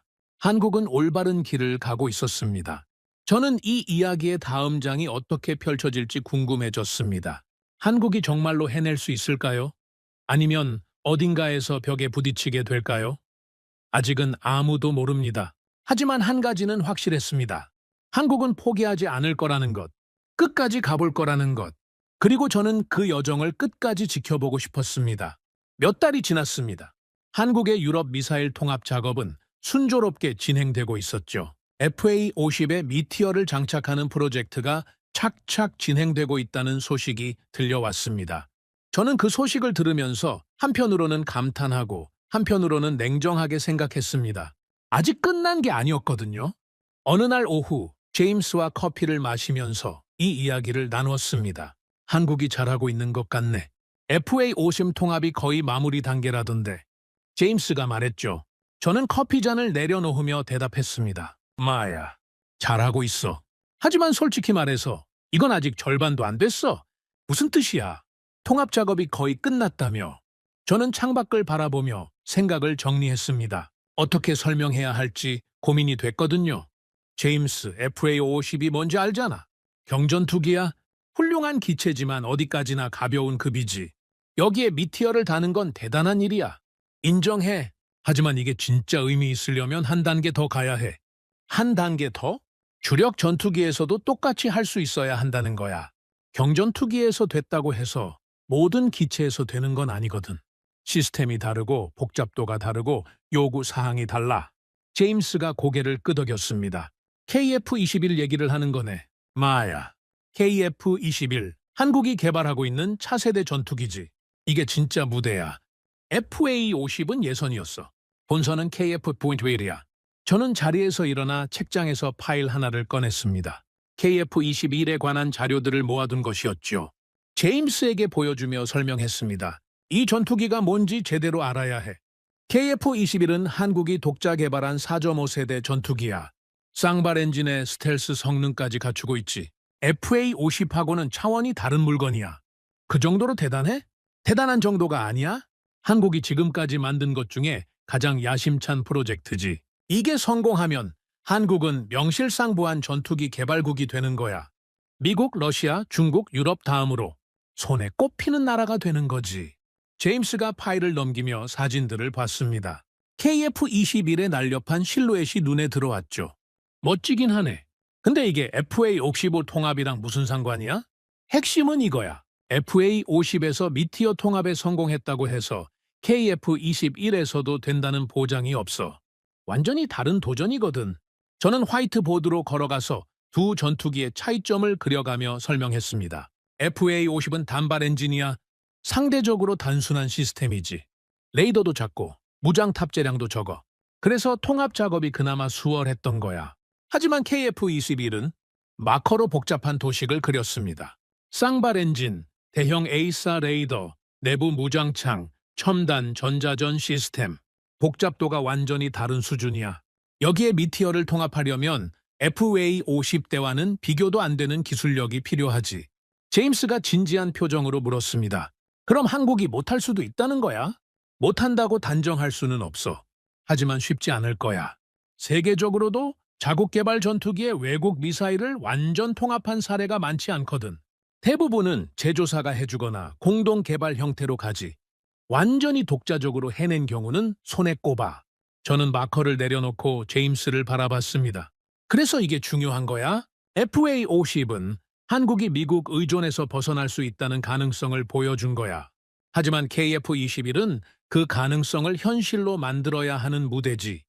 여기서 성공하면 한국은 진짜 독립을 이룬 거야. 하지만 실패하면 FA-50은 그냥 예외였다는 결론이 나오겠네. 마야, 경전투기에서는 됐지만 본격적인 전투기에서는 안 된다. 그러면 한국 방산의 신뢰도에 큰 타격이 오지. 다시 원점으로 돌아가는 거야. 그날 저녁 저는 집에서 KF-21에 관한 자료들을 더 찾아봤습니다. 이 전투기가 어떤 의미를 가지는지 제대로 이해하고 싶었거든요. KF-21은 한국의 오랜 꿈이었습니다. 수십 년 동안 미국 전투기를 수입해서 쓰다가 처음으로 자기 손으로 만든 본격적인 전투기였죠. 개발 과정도 순탄치 않았습니다. 기술적 난관, 예산 문제, 정치적 논란, 온갖 어려움을 겪으면서도 포기하지 않고 밀어붙여서 여기까지 온 거였죠. 그런 전투기입니다. 한국의 자존심이 걸린 프로젝트. 여기에 미티어를 통합한다는 건 단순한 기술적 과제가 아니었어요. 국가적 선택의 결과를 증명하는 시험이었죠. 며칠 후 업계에서 흥미로운 소문이 돌기 시작했습니다. 한국이 KF-21에 미티어 통합을 추진하고 있다는 거였죠. 저는 처음에 반신반의했습니다. FA-50 통합도 아직 완료 안 됐는데 벌써 KF-21까지? 하지만 확인해보니 사실이었습니다. 한국은 두 프로젝트를 병행하고 있었던 거죠. FA-50에서 기술을 검증하면서 동시에 KF-21을 적용을 준비하고 있었습니다. 대담하네! 제임스에게 이 소식을 전하자 그가 말했습니다. 대담한 정도가 아니야. 무모하다고 볼 수도 있어. 왜? 한 번에 하나씩 해도 힘든 일인데 두 개를 동시에 한다고? 자원도 분산되고 리스크도 커지지. 보통은 이렇게 안 해. 근데 한국은 하고 있네. 저는 고개를 끄덕였습니다. 한국이 시간이 없다고 판단한 것 같아. 천천히 하나씩 해가면서 기다릴 여유가 없는 거지. 빠르게 결과를 내야 하는 상황이니까. 왜 그렇게 급해? 미국 때문이지. 미국이 가만히 지켜보고만 있겠어. 한국이 성공하기 전에 뭔가 조치를 취할 수도 있잖아. 압박을 가하거나 유럽 쪽에 영향력을 행사하거나 그 전에 기정사실을 만들어야 하는 거야. 제임스가 한숨을 쉬며 말했습니다. 시간과의 싸움이네. 그래. 기술 개발도 해야 하고 정치적 리스크도 관리해야 하고 그러면서 미국의 견제도 피해야 하고 여러 전선에서 동시에 싸우고 있는 거야. 저는 한국의 상황이 얼마나 험난한지 새삼 느꼈습니다. 겉으로 보기에는 잘 나가는 것 같지만 실제로는 엄청난 압박 속에서 버티고 있는 거였죠. 몇 주가 더 지났습니다. 그러던 어느 날 마이클에게서 연락이 왔습니다. 이번에는 제가 먼저 전화한 게 아니라 마이클이 먼저 연락해 온 거였죠. 이례적인 일이었습니다. 알렉산더, 시간 있어? 있지. 무슨 일이야? 마이클의 목소리가 평소와 달랐습니다. 뭔가 긴장한 것 같았죠. 한국이 KF-21의 미티어 실사격 시험을 계획하고 있대. 저는 순간 귀를 의심했습니다. 뭐라고 실사격? 응. 그냥 통합 테스트가 아니라 진짜 미사일을 쏘는 시험이야. 표적기를 띄워놓고 실제로 격추하는 거지. 저는 잠시 말을 잃었습니다. 실사격 시험이라니. 이건 완전히 다른 차원의 이야기였거든요.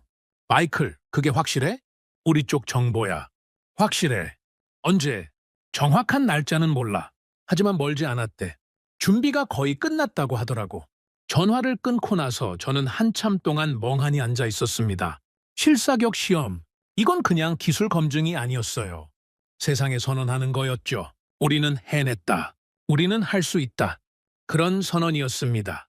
다음 날 사무실에서 제임스에게 이 소식을 전했습니다. 실사격이라고? 진짜? 제임스도 놀란 표정이었죠. 마이클이 그랬어. 확실한 정보래. 대단하네. 아니, 대담하다고 해야 하나. 실사격 시험은 실패하면 끝장인데 저는 고개를 끄덕였습니다. 그래서 대부분의 나라들이 실사격을 꺼리는 거야. 비용도 엄청나고 리스크도 크거든. 실패하면 창피한 정도가 아니라 프로젝트 전체가 위험해지지. 신뢰를 잃으니까. 근데 한국은 하겠다는 거네. 응. 한국은 결과로 증명하겠다는 거야. 말로만 할 수 있다고 하는 게 아니라 실제로 해 보이겠다는 거지. 제임스가 의자의 등을 기대며 말했습니다. 생각해보면 한국 입장에서는 그게 맞는 선택일 수도 있어. 왜? 아무리 통합 작업을 잘해도 실제로 쏴보기 전까지는 다들 의심하잖아. 정말 되는 거야? 실전에서도 작동해? 이런 의문들이 계속 따라다니지. 하지만 실사격에서 성공하면 그런 의문이 한 방에 날아가는 거야. 마야, 100마디 말보다 한 번의 결과가 낫지. 저는 창밖을 바라봤습니다. 런던의 하늘은 오늘따라 유난히 맑았죠. 제임스, 이건 단순한 무기 시험이 아니야. 무슨 뜻이야? 한국이 지금 하려는 건 시험이 아니라 선언이야. 지금까지 한국이 선택한 길이 옳았다는 걸 증명하는 거지. 미국을 떠나서 유럽과 손잡은 게, 독자 노선을 간 게 전부 맞는 선택이었다는 걸 보여주는 거야. 성공하면 말이지. 그래, 성공하면. 하지만 실패하면? 저는 잠시 말을 멈추고 생각을 정리했습니다. 실패하면 모든 게 물거품이야. 한국이 독자 노선을 추구한 게 무모한 도전이었다는 결론이 나오지. FA50은 그냥 예외였고 KF21은 역시 안 됐다. 그러면 다시 미국한테 돌아가는 수밖에 없어. 더 불리한 조건으로. 제임스가 진지한 표정으로 물었습니다. 한국이 성공할 수 있을까? 모르겠어. 솔직히 기술적으로 엄청 어려운 일이야. 세계적으로도 손에 꼽는 도전이지. 하지만 한국이 지금까지 보여준 걸 생각하면 무시할 수 없어. 저는 그날 밤 잠을 이루기 어려웠습니다. 한국의 선택이 계속 머릿속에 맴돌았거든요. 이건 정말 대단한 결정이었습니다. 성공하면 역사에 남을 쾌거가 되겠지만 실패하면 돌이킬 수 없는 타격을 받게 되는 거였죠. 한국은 그 위험을 감수하기로 한 겁니다. 안전한 길을 버리고 불확실하지만 더 큰 가능성이 있는 길을 선택한 거죠. 대담하다고 해야 할지 무모하다고 해야 할지 결과가 나오기 전까지는 아무도 알 수 없었습니다. 며칠 후 저는 제임스와 함께 KF-21에 관한 추가 자료를 검토했습니다. 알렉산더, 이것 좀 봐. KF-21 레이더 성능이야. 제임스가 화면을 가리켰습니다. 저는 자료를 꼼꼼히 읽어봤죠. 에이서 레디오네. 성능이 상당히 좋은데? 응. 탐지 거리도 길고 동시 추적 능력도 뛰어나. 미티어랑 궁합이 좋을 것 같아. 그게 핵심이야. 미티어가 아무리 좋아도 레이더가 받쳐주지 않으면 소용없거든. 레이더가 목표를 잡아야 미사일이 날아갈 수 있으니까. 저는 자료를 더 살펴봤습니다. 한국이 KF-21에 상당한 공을 들였다는 게 느껴졌죠. 레이더, 전자전 시스템, 비행 제어 소프트웨어, 모든 면에서 최신 기술을 적용하고 있었습니다. 한국이 이걸 위해 얼마나 준비했는지 알겠네. 제임스가 말했습니다. KF-21은 처음부터 이런 날을 위해 설계된 것 같아. 확장성을 염두에 두고 만들었더라고. 나중에 다양한 무장을 통합할 수 있게. 선견지명이네. 그렇지. 한국 엔지니어들이 미래를 내다본 거야. 언젠가 이런 상황이 올 수 있다는 걸 알았던 거지. 미국에만 의존할 수 없는 날이 온다는 걸. 저는 한국이라는 나라에 대해 다시 한번 감탄했습니다. 단순히 기술력만 뛰어난 게 아니었어요. 장기적인 안목과 전략적 사고가 있었죠. 눈앞의 상황에만 급급하지 않고 먼 미래를 보면서 준비해 온 거였습니다. 제임스, 이건 시험이 아니야. 저는 조용히 말했습니다. 뭔데? 국가 선택의 결과 발표야. 한국이 지난 몇 년간 한 모든 선택이 옳았는지 틀렸는지 그 결과가 나오는 거지. 미사일 하나 쏘는 게 아니라 국가의 미래를 쏘는 거야. 제임스가 숨을 죽이며 고개를 끄덕였습니다. 무거운 순간이네. 응, 한국도 알고 있을 거야. 이게 얼마나 중요한 순간인지. 그래서 더 철저하게 준비하고 있겠지. 창밖으로 노을이 지고 있었습니다. 런던의 하늘이 붉게 물들어가고 있었죠. 저는 그 하늘을 바라보면서 지구 반대편에 있는 한국을 생각했습니다. 지금 이 순간에도 누군가는 밤새 일하고 있겠죠. 역사적인 순간을 준비하면서요. FA-50은 탈출이었습니다. 미국의 굴레에서 벗어나려는 첫 번째 시도였죠. 하지만 KF-21은 달랐습니다. 이건 독립이었어요. 진짜로 자기 발로 서겠다는 선언이었죠. 탈출과 독립은 다릅니다. 탈출은 도망치는 거고 독립은 당당히 서는 거죠. 한국은 지금 독립을 증명하려 하고 있었습니다. 성공할 수 있을까요? 저도 몰랐습니다. 하지만 한 가지는 확실했죠. 이 순간을 놓치면 안 된다는 것. 역사가 만들어지는 순간을 눈앞에서 지켜보고 있다는 것. 저는 그 결과를 기다리기로 했습니다. 숨죽이며 그날이 왔습니다. 아침에 눈을 떴을 때 이상하게 가슴이 두근거렸습니다. 별다른 이유가 없었는데도요. 출근 준비를 하면서도 계속 뭔가 예감 같은 게 있었죠. 사무실에 도착해서 컴퓨터를 켜는데 제임스가 급하게 달려왔습니다. 그의 표정을 보는 순간 알았습니다. 뭔가 큰일이 터졌다는 걸요. 알렉산더, 봤어? 뭘? 한국 KF-21 미티어 실사격. 저는 심장이 멈추는 것 같았습니다. 급하게 뉴스를 검색했죠. 화면에 뜬 헤드라인을 보고 저는 한동안 말을 잃었습니다. KF-21 미티어 미사일 실사격 시험 성공. 성공했어? 제임스가 고개를 끄덕였습니다. 성공했대. 완벽하게. 저는 의자에 털썩 주저앉았습니다. 손이 떨렸죠. 25년간 이 업계에서 일하면서 이런 기분은 처음이었습니다. 흥분과 경외감이 동시에 밀려왔거든요. 기사를 하나하나 읽어 내려갔습니다. 한국 공군이 공개한 정보에 따르면 KF-21 시제기가 고고돼서 미티어 미사일을 발사해 80km 떨어진 표적을 정확히 명중시켰다라고 했습니다. 표적과의 오차는 불과 1.5m 이내였다고요. 거의 완벽에 가까운 결과였죠. 이건 대단한 거야. 저도 모르게 중얼거렸습니다. 제임스가 옆에서 물었죠. 어느 정도로 대단한 건데? 저는 잠시 생각을 정리한 후 대답했습니다. 제임스, 이게 얼마나 어려운 일인지 알아? 자국 개발. 전투기의 외국 미사일을 완전 통합해서 실사격까지 성공한 나라가 세계에 몇 개나 되는지 알아? 몇 개나 되는데? 손에 꼽아. 미국, 유럽 일부 국가들, 그리고 이제 한국, 그게 전부야. 중국도 러시아도 이런 방식의 통합은 해본 적 없어. 자기들 미사일만 쓰니까. 제임스가 놀란 표정을 지었습니다. 그 정도야? 응. 이건 그냥 미사일 쏜 거랑 차원이 다른 문제야. 생각해봐. KF-21은 한국이 독자 개발한 전투기야. 미티어는 유럽이 만든 미사일이고 이 둘을 연결하려면 완전히 다른 시스템을 하나로 통합해야 해. 레이더 신호 처리, 발사 시퀀스, 유도 알고리즘, 데이터 링크. 이런 것들이 완벽하게 맞아떨어져야 하는 거야. 저는 자리에서 일어나 창가로 걸어갔습니다. 런던의 아침 햇살이 눈부셨죠. 하지만 제 마음은 지구 반대편에 가 있었습니다. 그리고 더 중요한 게 있어. 뭔데? 한국이 이걸 미국 도움 없이 해냈다는 거야. 미국 승인 없이, 미국 기술 없이. 순전히 한국 엔지니어들의 힘으로. 유럽 쪽에서 기술 지원은 받았겠지만 실제 통합 작업은 한국이 주도한 거야. 이게 진짜 의미 있는 부분이야. 제임스가 고개를 끄덕이며 말했습니다. 미국 없이도 할 수 있다는 걸 증명한 거네. 정확해. 몇 달 전에 미국이 뭐라고 했는지 기억나? 한국이 너무 많은 걸 갖게 되는 건 부담이라고 했잖아. 폴란드 건을 막으면서. 그때 미국은 한국을 통제할 수 있다고 생각했을 거야. 한국이 결국 고개 숙이고 돌아올 거라고. 근데 안 그랬네. 안 그랬지. 한국은 다른 길을 찾았어. 그리고 그 길에서 성공을 거뒀어. 미국이 없어도 된다는 걸 온 세상에 보여준 거야. 이건 단순한 기술적 성취가 아니야. 지정학적 선언이야. 저는 다시 컴퓨터 앞으로 돌아와 더 자세한 정보를 찾아봤습니다. 여러 방산 전문 매체들이 앞다투어 분석 기사를 내고 있었죠. 대부분의 반응은 놀라움과 감탄이었습니다. 이것 봐, 제임스. 제임스에서 낸 분석이야. 제임스가 다가와서 화면을 들여다봤습니다. 뭐라고 하는데?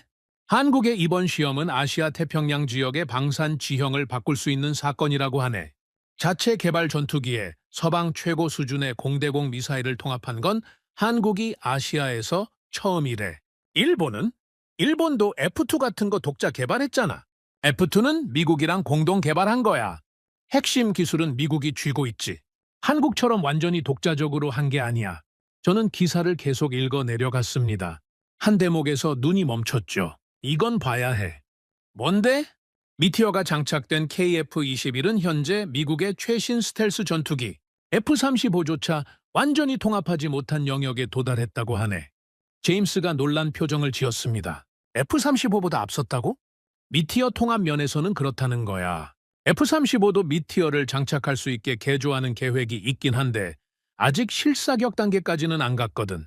한국이 먼저 해버린 거지. 저는 의자의 등을 기대며 한숨을 내쉬었습니다. 감탄의 한숨이었죠. 한국이 진짜 해냈네. 그날 오후 마이클에게서 연락이 왔습니다. 예상했던 전화였죠. 알렉산더 뉴스 봤지? 봤어. 대단하더라. 마이클이 씁쓸하게 웃었습니다. 대단하다고만 하기엔 우리 입장이 좀 그래. 미국 쪽 분위기가 어때? 솔직히 충격이야. 이렇게 빨리, 이렇게 완벽하게 해낼 줄 몰랐거든. 우리 예측이 완전히 빗나간 거지. 뭘 예측했는데? 마이클이 잠시 침묵했습니다. 그리고 조심스럽게 말했죠. 한국이 시도는 하겠지만 오래 걸릴 거라고 봤어. 기술적 난관에 부딪혀서 결국 우리한테 돌아올 거라고. 그게 대부분의 예상이었지. 근데 안 그랬네? 안 그랬지. 한국은 우리 예상을 완전히 뒤엎었어. 속도도 빨랐고 결과도 완벽했고 솔직히 인정해야 해. 한국 엔지니어들 실력이 우리 생각보다 훨씬 뛰어났던 거야. 저는 마이클의 목소리에서 복잡한 감정을 느꼈습니다. 패배감, 당혹감, 그리고 어쩌면 약간의 존경심까지. 그래서 미국은 어떻게 할 건데? 아직 결정된 건 없어. 하지만 분위기가 달라지고 있어. 예전처럼 한국을 무시하거나 압박해서 될 일이 아니라는 걸 다들 알게 된 거지. 이제 한국은 진짜 플레이어가 됐어. 상대해야 할 존재가 된 거야. 인정한 거네. 인정할 수밖에 없지. 결과가 저기 있는데 뭘 어떻게 해. 미사일이 날아가서 표적을 맞췄는데 안 됐다고 우길 수는 없잖아. 전화를 끊고 나서 저는 오랫동안 생각에 잠겼습니다. 한국이 해낸 일의 의미가 점점 더 크게 다가왔거든요. 저녁에 제임스와 펍에서 맥주를 한잔하면서 이 이야기를 나눴습니다. 한국이 대단한 건 알겠는데 이게 실질적으로 뭘 바꾸는 거야? 제임스가 물었습니다. 저는 맥주잔을 내려놓고 대답했죠. 모든 걸 바꿔. 모든 걸? 좀 과장 아니야? 아니, 진심이야. 생각해봐. 지금까지 한국 전투기를 사려는 나라들이 가장 걱정했던 게 뭐였겠어? 무장 문제? 마야. 한국 전투기는 좋은데 무장이 제한적이다. 미국 허락 없이는 제대로 된 무장을 갖출 수 없다. 이게 한국 전투기의 가장 큰 약점이었어. 아무리 기체가 좋아도 무장이 부실하면 소용없잖아. 근데 이제 그게 해결된 거네. 해결된 정도가 아니야. 완전히 뒤집어진 거지. 이제 한국 전투기는 미티어를 달 수 있어. 미티어가 뭐야? 현존 최강의 공대공 미사일이야. 그걸 장착할 수 있다는 건 세계 최고 수준의 공대공 능력을 갖출 수 있다는 뜻이야. 제임스가 휘파람을 불었습니다. 그럼 수출 시장에서 엄청 유리해지겠네. 당연하지. KF-21을 사면 미티어까지 달 수 있는 거야. 미국 눈치 볼 필요 없이. 구매국 입장에서는 이게 얼마나 매력적이겠어. 가격은 미국 전투기보다 싸고 성능은 비슷하거나 어떤 면에서는 더 좋고 무장도 최고 수준이고 안 살 이유가 없지. 미국 전투기 시장이 위협받겠네. 위협받는 정도가 아니야. 본격적인 경쟁이 시작되는 거지. 지금까지는 미국이 독주하고 있었어. 경쟁자가 없었으니까. 유럽 전투기들도 있지만 가격이 비싸서 선택지가 제한적이었지. 그런데 한국이 등장한 거야. 미국 수준의 성능을 더 낮은 가격에 더 빠른 납기로 제공하는 경쟁자가. 저는 맥주를 한 모금 마시고 말을 이었습니다. 그리고 더 중요한 게 있어. 뭔데? 이번 일이 다른 나라들한테 보내는 신호야. 한국이 할 수 있으면 우리도 할 수 있지 않을까. 이렇게 생각하는 나라들이 생길 거야. 미국 의존에서 벗어나려는 움직임이 퍼질 수 있어. 도미노 효과? 비슷해. 한국이 선례를 만든 거지. 미국 없이도 독자적인 무기 체계를 구축할 수 있다는 선례를. 이건 미국 입장에서는 상당히 불편한 상황이야. 오랫동안 유지해온 영향력이 흔들릴 수 있으니까.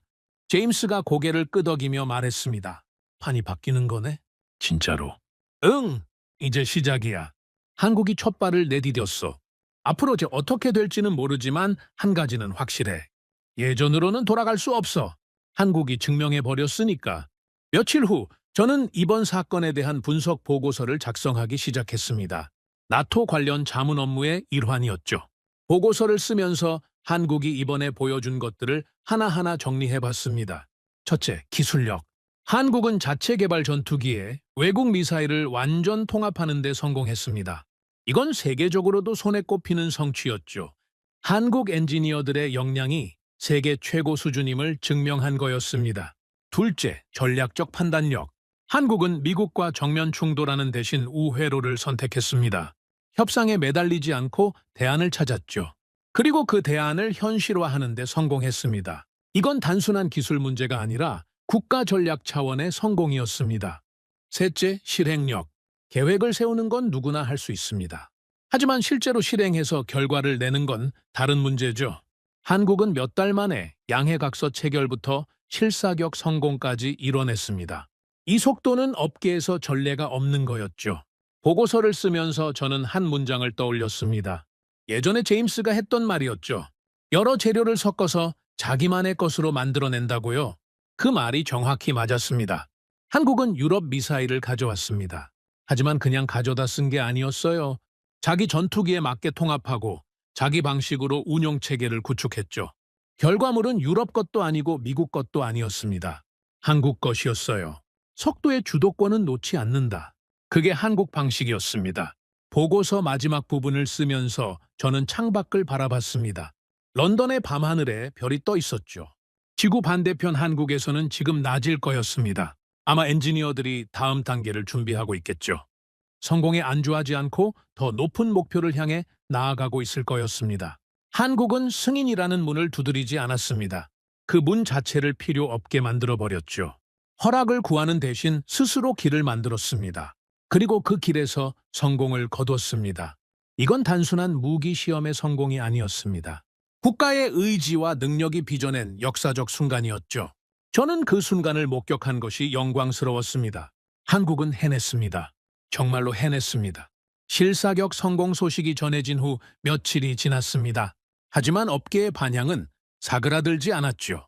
오히려 시간이 갈수록 이 사건의 의미가 더 크게 부각되고 있었습니다. 저는 여러 채널을 통해 들어오는 정보들을 정리하면서 전체 그림을 그려보려 했습니다. 어느 날 오후 제임스가 흥미로운 자료를 들고 왔습니다. 알렉산더, 이거 봐. 한국 전투기 수출 문의가 폭발하고 있대. 어디서 나온 정보야? 업계 소식통이야. 미티어 통합 성공 이후로 여러 나라에서 KF-21 관련 문의가 쏟아지고 있다더라. 저는 자료를 받아들고 살펴봤습니다. 동남아시아, 중동, 동유럽, 남미, 다양한 지역의 국가들이 한국 전투기에 관심을 보이고 있었죠. 목록을 훑어보는데 예상보다 훨씬 많은 나라들이 있어서 놀랐습니다. 예상했던 일이네. 예상했어? 당연하지. 미티어 통합이 성공했다는 건 한국 전투기의 가치가 완전히 달라졌다는 뜻이야. 예전에는 좋은 기체지만 무장이 제한적이다라는 인식이 있었잖아. 그게 한 방에 날아간 거지. 제임스가 고개를 끄덕이며 말했습니다. 구매국 입장에서는 엄청 매력적이겠네. 미국 눈치 안 보고 최고급 무장을 갖출 수 있으니까. 그게 핵심이야. 지금까지 많은 나라들이 미국 전투기를 샀던 이유 중 하나가 무장 때문이었거든. 미국 전투기를 사면 미국 미사일도 같이 살 수 있고 통합도 알아서 해주니까. 편하잖아. 하지만 그 대가로 미국의 통제를 받아야 했지. 근데 이제 대안이 생긴 거네. 마야.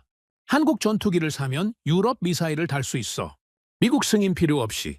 독자적인 운용이 가능해지는 거지. 어떤 나라들한테는 이게 엄청난 매력이야. 특히 미국이랑 관계가 복잡한 나라들한테는. 저는 창가로 걸어가 런던의 거리를 내려다봤습니다. 비가 내리기 시작했죠. 빗방울이 유리창을 타고 흘러내리는 걸 바라보면서 생각에 잠겼습니다. 제임스, 이건 단순히 수출이 늘어나는 문제가 아니야.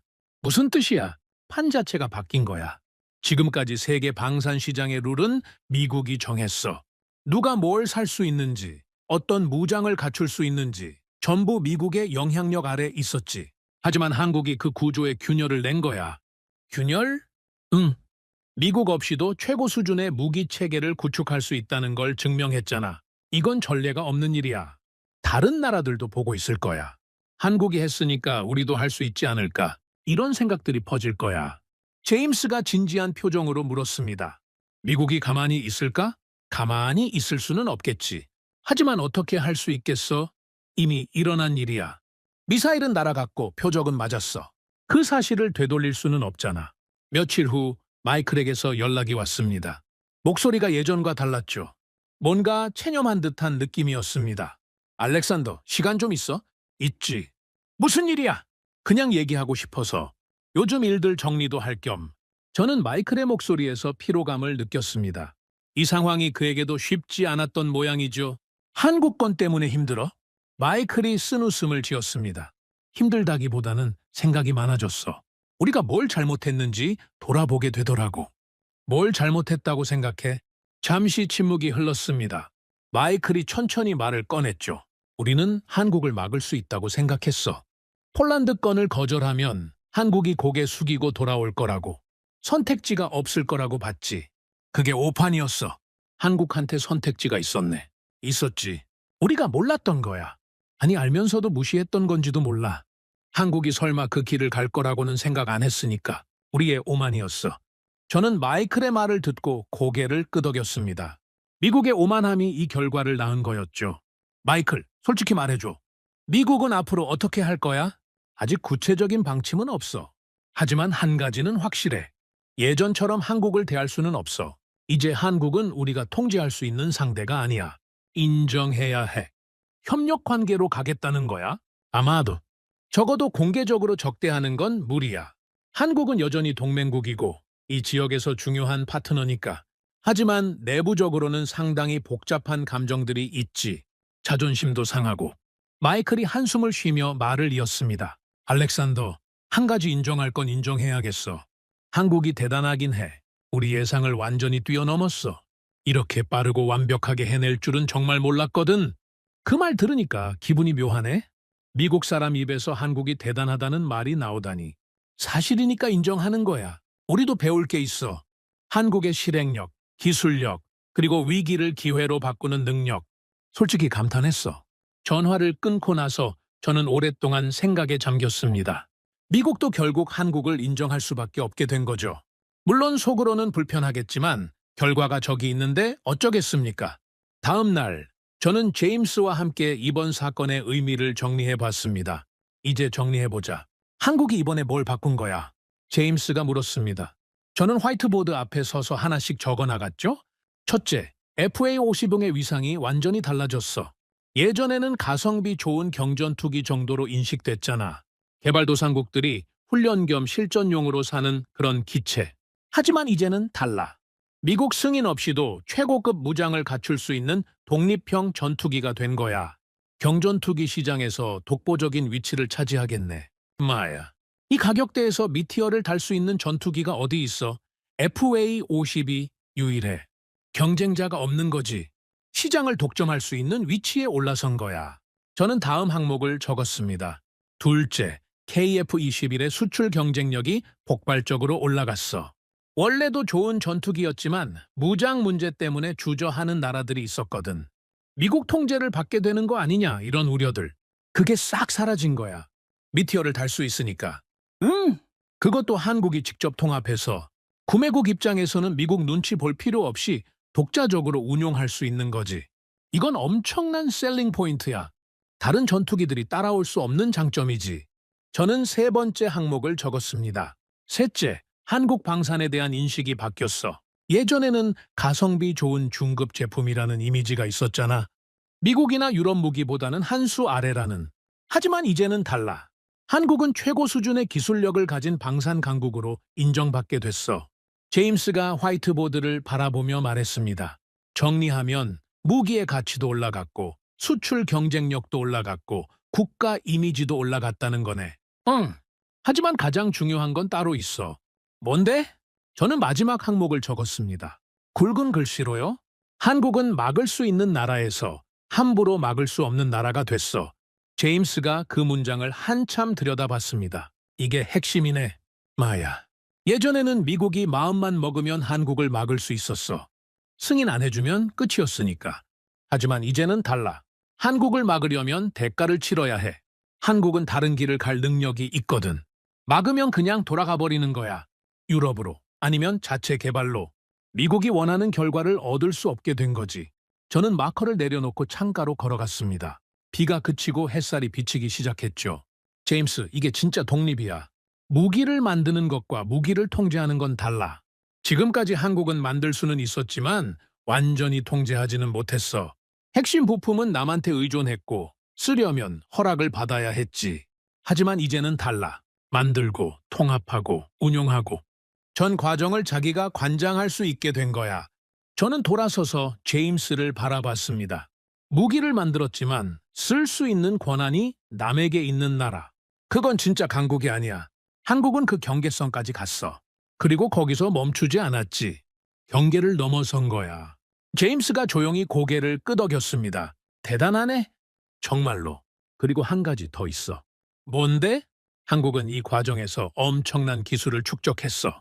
미사일 통합 노하우, 시스템 연동 기술, 소프트웨어 개발 역량, 이런 것들이 전부 한국 엔지니어들 머릿속에 들어간 거야. 이건 누가 빼앗아 갈 수 없는 자산이지. 앞으로 한국이 어떤 미사일을 개발하든 어떤 전투기를 만들든 이 기술이 바탕이 될 거야. 그날 저녁 저는 집에서 위스키를 한 잔 따라놓고 이번 일을 되돌아봤습니다. 처음 폴란드 문서를 봤을 때가 떠올랐죠.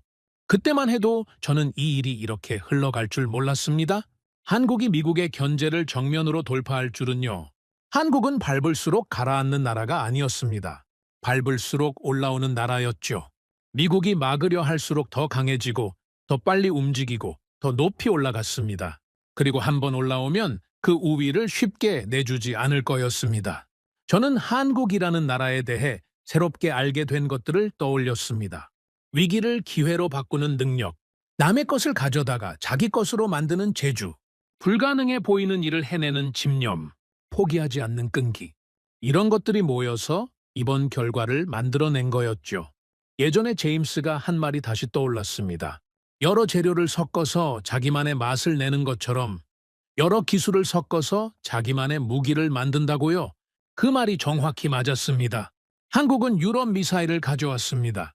자국 전투기에 통합했죠. 그 과정에서 엄청난 기술을 축적했습니다. 결과물은 유럽 것도 아니고 미국 것도 아니었습니다. 온전히 한국 것이었습니다. 석도의 주도권은 놓지 않는다. 그게 한국 방식이었죠. 무기도 섞고 기술도 섞고 결국 전부 자기 것으로 만듭니다. 그것이 한국이었습니다. 저는 창밖을 바라봤습니다. 런던의 밤하늘에 별이 떠 있었죠. 지구 반대편에서는 지금 새로운 하루가 시작되고 있을 거였습니다. 한국의 엔지니어들은 또 다음 목표를 향해 달려가고 있겠죠. 멈추지 않고 포기하지 않고 그들은 쉬지 않을 겁니다. 이번 성공에 만족하지 않고 더 높은 곳을 향해 나아가겠죠. 이 이야기는 여기서 끝이 아닙니다. 오히려 시작이죠. 한국이 열어젖힌 새로운 장은 앞으로 어떻게 펼쳐질까요? 저도 궁금합니다. 하지만 한 가지는 확실합니다. 한국은 더 이상 누군가의 허락을 기다리는 나라가 아니라는 것, 스스로 길을 만들어가는 나라가 됐다는 것, 그리고 그 길에서 결코 뒤돌아보지 않을 거라는 것. 저는 그 여정을 지켜본 것이 영광이었습니다. 25년간 이 업계에서 일하면서 많은 것을 봤습니다. 흥망성쇠를 겪는 기업들, 부침을 겪는 국가들, 성공과 실패가 교차하는 수많은 프로젝트들. 하지만 이번처럼 가슴 뛰는 이야기는 처음이었죠. 한 나라가 자신의 운명을 스스로 개척해 나가는 모습, 불가능을 가능으로 만드는 의지, 그런 것들을 목격했습니다. 한국은 해냈습니다. 정말로 해냈습니다. 그리고 앞으로도 계속 해낼 겁니다. 저는 그걸 의심하지 않습니다. 이 나라는 멈추지 않을 테니까요. 오늘의 성공은 내일의 시작점이 될 겁니다. 한국은 그런 나라니까요. 위스키 잔을 들어 혼자 건배했습니다. 지구 반대편의 그 나라를 향해서요. 당신들의 승리를 축하합니다. 그리고 앞으로의 여정에도 행운이 함께하기를. 그로부터 몇 달이 지났습니다. 저는 여전히 런던에서 일하고 있습니다. 매일 아침 출근해서 보고서를 검토하고 회의에 참석하고 분석 자료를 작성하죠. 예전과 다를 것 없는 일상입니다. 하지만 한 가지 달라진 게 있습니다. 제 책상 위에는 작은 태극기가 놓여 있습니다. 제임스가 농담 삼아 선물한 건데 버리지 못하고 그대로 두고 있죠. 가끔 그 태극기를 바라보면서 생각합니다. 한국이라는 나라에 대해서요. 저는 25년간 이 업계에서 일하면서 수많은 나라들을 봐왔습니다. 성공한 나라도 있고 실패한 나라도 있었죠. 하지만 한국처럼 인상 깊은 나라는 처음이었습니다. 한국은 특별했습니다. 막히면 돌아가고 넘어지면 일어나고 불가능하다고 하면 가능하게 만들었죠. 남들이 안 된다고 할 때 된다고 증명했습니다. 그게 한국이었습니다. 마이클과는 여전히 가끔 연락합니다. 지난번 통화에서 그가 이런 말을 했죠. 알렉산더, 우리는 한국을 막았다고 생각했어. 하지만 그 선택은 결국 한국의 자립을 앞당긴 결정이 됐지. 맞는 말이었습니다. 미국의 견제는 한국을 무너뜨리지 못했습니다. 오히려 더 강하게 만들었죠. 밟을수록 가라앉는 나라가 아니라 밟을수록 올라오는 나라. 그게 한국이었습니다. 저는 가끔 상상합니다. 지금 이 순간에도 한국의 어딘가에서는 엔지니어들이 밤을 새우고 있겠죠. 다음 목표를 향해 달려가면서요. KF-21의 성능을 더 높이기 위해, 새로운 미사일을 개발하기 위해, 더 나은 미래를 만들기 위해 그들은 멈추지 않을 겁니다. 절대로. 한국은 이제 허락을 기다리는 나라가 아닙니다. 스스로 길을 만드는 나라가 됐죠. 그리고 한 번 만든 길에서는 절대 뒤돌아보지 않을 겁니다. 저는 그 여정을 지켜본 것이 영광이었습니다. 그리고 앞으로도 계속 지켜볼 겁니다. 한국이라는 나라가 어디까지 올라가는지, 어떤 불가능을 또 가능으로 바꾸는지, 민족은 무기도 섞고 기술도 섞고 결국 전부 자기 것으로 만듭니다. 그것이 한국입니다. 오늘의 사연은 여기까지입니다. 구독과 좋아요는 영상 제작에 아주 큰 힘이 됩니다. 지금까지 감동테라스 저는 소희였습니다. 오늘도 우리 구독자님들의 가정에 따뜻한 행복이 가득하시길 진심으로 바라겠습니다. 긴 영상 끝까지 시청해주셔서 정말 감사합니다. 내일 더 좋은 이야기로 찾아뵙겠습니다. 감사합니다.